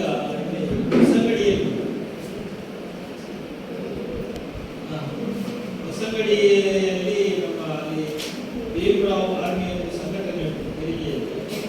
ನಮ್ಮ ಊರಿನವರು ಕೂಡ ಅದರಲ್ಲಿ ಇದ್ದಾರೆ. ಕೃಷ್ಣಪ್ಪರವರೆಲ್ಲ ಅಲ್ಲಿ ಒಂದು ನಾವು ಸಾರ್ವಜನಿಕ ಆಂಬ್ಯುಲೆನ್ಸ್ ಮೊನ್ನೆ ಲೋಕಲ್ ಕಡೆ ನಾವು ಪ್ರದೇಶದಲ್ಲಿ ಕೊಡ್ಬೋದು. ಹರಿಪ್ರೇರಣ ಎಂಬ ಒಂದು ಆಂಬ್ಯುಲೆನ್ಸ್ ಉಂಟಾಗಿದೆ. ನಮಗೆ ಇಲ್ಲಿ ಅರ್ಜೆಂಟ್ ಬೇಕಾದರೆ ನಾವು ಶಿವಗಾಡಿ ಫೋನ್ ಮಾಡಿ ತರಿಸ್ತೀವಿ. ಈಗ ಒಂದು ವೇಳೆ ಅದು ನಮಗೆ ಸಿಗುವುದಿಲ್ಲ.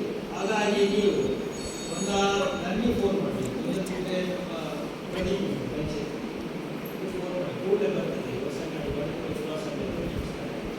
ನಮ್ಮ ಪಾಪದವರಿಗೆ ಬಿಸಿಲವರಿಗೆ ಪಾಪದವರಿಗೆ ಚರ್ಚೆ ಮಾಡಿ ನಮಗೆಲ್ಲರಿಗೆ ಒಂದು ಸುಖ ನನ್ನ ಮಾತನ್ನು ಮುಗಿಸ್ತೇವೆ.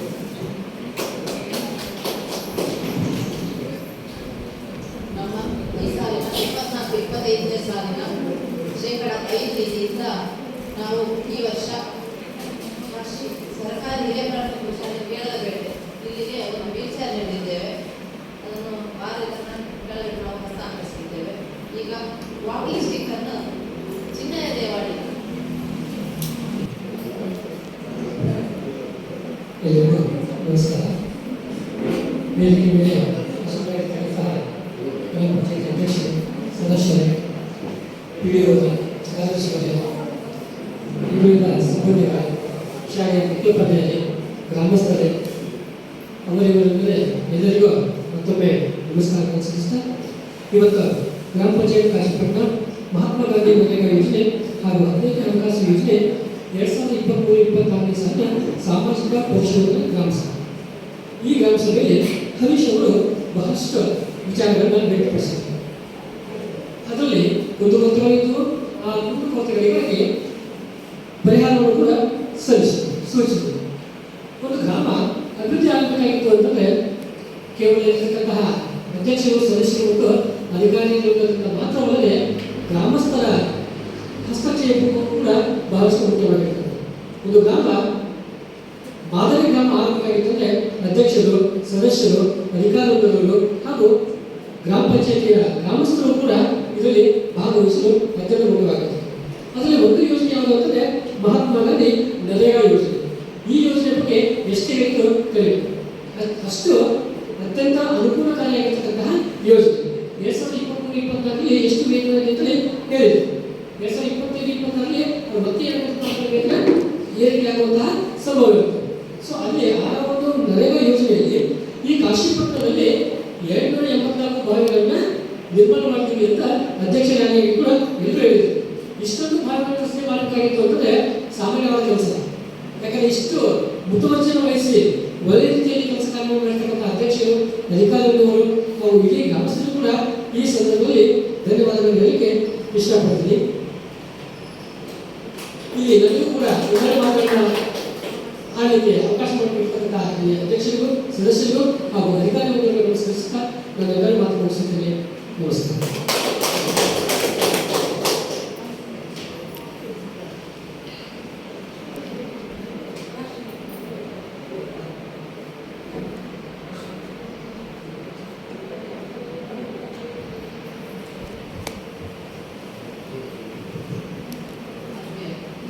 ಸೋಷಿಯಲ್ ಆಡಿಟ್ ಪ್ರಕ್ರಿಯೆ ಎಂದರೆ ಅದೊಂದು ರೀತಿಯ ಅವಲೋಕನೆ ಮಾಡೋ ಪ್ರಕ್ರಿಯೆ.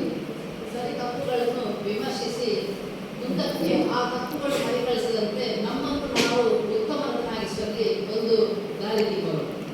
ಈ ಪ್ರಕ್ರಿಯೆ ನಾನು ಹೇಳೋ ವಿಷಯ ಅಂದರೆ ನಾವು ಯಾವ ಟೈಮಲ್ಲಿ ಜಾಗೃತರಾಗಿರಬೇಕು ಅಂತ ಹೇಳಿದರೆ ಅದನ್ನು ನಾವು ಪರಿಚಯಿಸಿಕೊಳ್ಳಬಹುದು.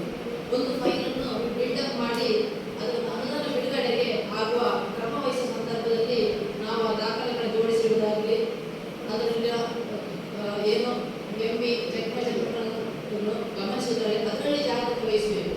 ಆಗ ನಾವು ಉದಾರತೆಯಿಂದ ನಿರ್ಲಕ್ಷಿಸಿ ಅಂತಿಮವಾಗಿ ಆಡಿಟ್ ಆಕ್ಷೇಪಣೆ ಆಗ್ತದೆ ಅಂತ ಹೇಳಿಕೊಂಡು ನಾವು ಗಡಿಬಿಡಿ ಪಟ್ಟರೆ ಅಥವಾ ನನಗೆ ಅಧಿಕಾರ ಇದೆ, ನನ್ನಲ್ಲಿ ಒಂದು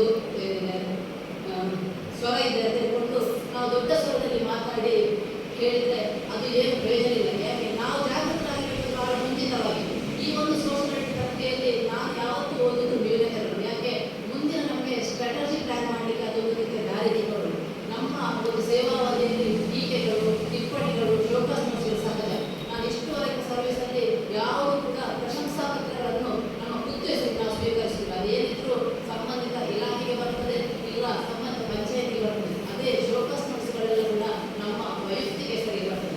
ಆದರೆ ಈ ಸೋಷಿಯಲ್ ಆಡಿಟ್ ಪ್ರಕ್ರಿಯೆಯಲ್ಲಿ ಅವರು ಬಹಳ ಸಮಾನವಾಗಿ ಅದನ್ನು ತಕ್ಕಡೆ ತೂಗ್ತಾರೆ. ಹೇಗೆ ಹೇಳಿದ್ರೆ ಆಡಿಟ್ ರಿಪೋರ್ಟ್ ಅವರು ಫಸ್ಟಿಗೆ ಪ್ರಶಂಸನೀಯ ಕೆಲಸವನ್ನು ಹೇಳ್ತಾರೆ. ನೀವೆಲ್ಲ ಏನೆಲ್ಲ ಕೆಲಸ ಮಾಡಿದ್ರು ಯಾರು ಹೇಳುವುದು. ಯಾವ ಒಂದು ಸೋಷಿಯಲ್ ಆಡಿಟ್ ಪ್ರಕ್ರಿಯೆಯಲ್ಲಿ ಕೂಡ ಸರ್ ಆಡಿಟ್ ಆಗ್ತದೆ, ನಮಗೆ ಬೇರೆ ಬೇರೆ ರೀತಿಯ ಧಕ್ಕೆಗಳಾಗ್ತವೆ, ಅಲ್ಲಿ ಎಲ್ಲಿ ಕೂಡ ಪ್ರಶಂಸನೀಯ ಪ್ರಕ್ರಿಯೆಯನ್ನು ನಾವು ಉಲ್ಲೇಖಿಸುವುದೇ ಇಲ್ಲ. ಆದರೆ ಈ ಸೋಷಿಯಲ್ ಆಡಿಟ್ ಎಂಬ ಪ್ರಕ್ರಿಯೆಯಲ್ಲಿ ಪ್ರಶಂಸನೀಯ ಕೆಲಸಗಳನ್ನು ಫಸ್ಟಿಗೆ ಉಲ್ಲೇಖಿಸ್ತಾರೆ. ನಂತರ ನಿಮ್ಮ ಕಡೆ ತಪ್ಪುಗಳು ಹೀಗಿದೆ ತಿದ್ದಿಕೊಳ್ಳಿ ಅಂತ.